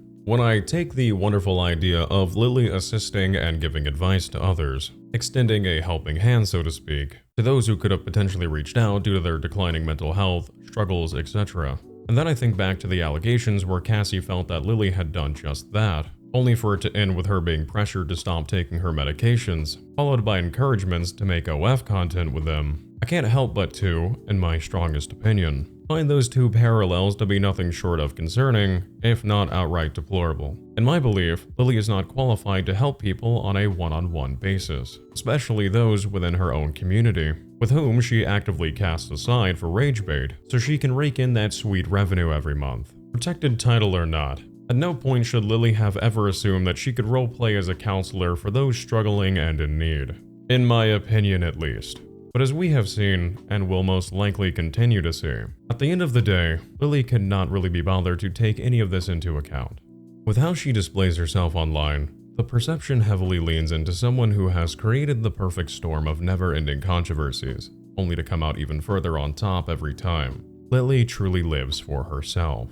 Those in her life are merely tools at her own disposal to aid in her success. Her audience keeps her afloat through donations, so the show must go on at all costs. Even if that is at the detriment of the many men and women who struggle, fight, and unfortunately have to hold their ground in the same place she was at once, merely wanting to be accepted and allowed to exist, without the privilege of food, wealth, charity, and recognition. Because at the end of the day, Lily is the true victim in all of this. You see, Lily has been oppressed at her fancy restaurant experiences that her viewers pay for, when she isn't being given a free meal due to her status as an influencer. We have seen it ourselves through her many misgendering compilations. I use she, her pronouns. I was wondering if there's a manager I could talk to about something that happened. Did you call me sir? Yeah, I was called sir. Passing is not my goal, but if it happens, I'm not mad at it. But let's be honest, Lily shouldn't have to pay. She's hard at work being a full-time trans person and a well-respected influencer. Label-wise, what do I do for a living? I like the term professional transgender person. I'm a food critic and I travel around San Francisco with my phone and stream my meals. Several reasons I mention it is one, because I want them to know that it's not just like I'm a random person videoing my food, because it also lets them know like, hey, enough people are going to be seeing this that you want to be sure to like be on your game. It's abundantly clear that she's been paying these establishments an exposure. She deserves the red carpet treatment everywhere she goes. I mean, certainly you must agree. And who could forget how brave it was of Lily to spread educational content about transitional surgeries at Disney, even when she knew that it would run the risk of her getting banned. I'm gonna get banned from Disney. I swear, we're about to get banned from Disney. She deserves the respect of TikTok and all those additional likes to her page for what conveniently also lines up with the same formula of clear rage baiting, which she totally isn't doing with some of her most recent uploads to TikTok, such as ranking every women's bathroom at Disney. For lack of better terms, funnily enough, since there are women included in these photos without their consent, there's actually quite a bit of talk amongst the comments of this TikTok, debating the possibility that Lily may have actually committed a crime by doing this. But hey, anything for that sweet TikTok revenue of about $160 to $800. Totally worth it. Sarcasm aside, I don't believe that Lily is going anywhere anytime soon. She's essentially built her career online to be that of lolcow status. And as we have seen throughout numerous other examples of internet lolcows, once you reach such notoriety online, or better or worse, your presence is all but guaranteed to exist to some degree. And given how Lily is able to have her rage bait make it all the way to the spotlight of actual news outlets, while also having defenders of her and her content due to being an LGBTQ+ creator, she has laid the foundation for a long and fruitful career as an unfortunate face for the trans community of TikTok, and as a sponge that absorbs all of the additional traffic being driven by bigoted individuals into passive income. However, a third factor that Lily clearly was not prepared for in her grand scheme was that those who she saw as people to utilize would come forward with reality checks for both Lily and her audience, throwing into question Lily's authenticity regarding her honorable presence online as a digital advocate. Perhaps if Lily continues to slip up further in the future, or if she already has and we are just waiting for additional voices to come forward, again that is speculative, we will just have to wait and see where she goes next, and what new controversy she will bring along with her. But until such a day comes, all we can do is sit back, wait patiently, and watch the flames of this dumpster fire of a situation grow brighter with each passing day. Because eventually, one day, this will no longer be the story of Lily Tino, and will instead just be another long-forgotten chapter of a non-noteworthy figure from the past, who, if lucky, has their stained legacy continue when their name is brought up in passing from time to time, when someone raises the question, hey, do you remember Lily Tino? Oh my god, wow, you're still here. That's amazing. Pow, finger guns. If you're still watching, I want to take a moment to say thank you for making it all the way through to the end of today's video. You being here and getting through all the way to the end really does help me out a lot. And I feel so bad because all I have to offer in return is you now having Lily Tino themed nightmares due to what we discussed here today. But I hope it was entertaining nonetheless. If you enjoyed today's video, it would really be appreciated if you consider dropping a like, comment, sharing your thoughts, as well as a subscribe with a bell notification on, as it helps me grow as a channel and quite frankly just feels really cool and supportive. Thanks for that in advance if you do decide you want to stick around. If you'd like to follow me on other platforms to help further boost my ego, feel free to follow the links in the description to my Instagram, which is the easiest place to reach me, as well as my Twitter, as these are all great ways to reach out and connect if you're feeling like you just want to say hey, or to send me weird Guess the Animal pictures like this one. I still can't figure it out. Once again, if you'd like to help further support me and what I do here on this channel, feel free to consider checking out my Patreon, which can also be found in the description, where you can gain access to my Patreon-only Discord server, as well as have your name featured at the end of each video, or becoming a channel member. It's a super helpful way to support the channel in between uploads, as these do take quite a bit of time to make. Every member truly helps keep the production flowing. But again, this isn't required by any means. As I said at the beginning of the video, you being here is already more than enough. There will be a dedicated section to those kind individuals here, and in just a moment. Well, I must say, it has been quite the journey. I really don't want to say goodbye, we've had so much fun. We laughed, we cried, we learned about the wonderful world of cake pops and donuts. How exciting! Then we kind of just disconnected from the whole situation entirely, but we did it together. Once more, my name is Wonder, and it was super cool to have you here today. I hope the rest of your day ends up going well, whatever that looks like. But you take it easy. I've got some more deep dives to go make for us. So until next time, be safe. Thank you for all the love and support recently. Take care, and farewell. Adios, mis amigas, ya amigos. Okay, goodbye.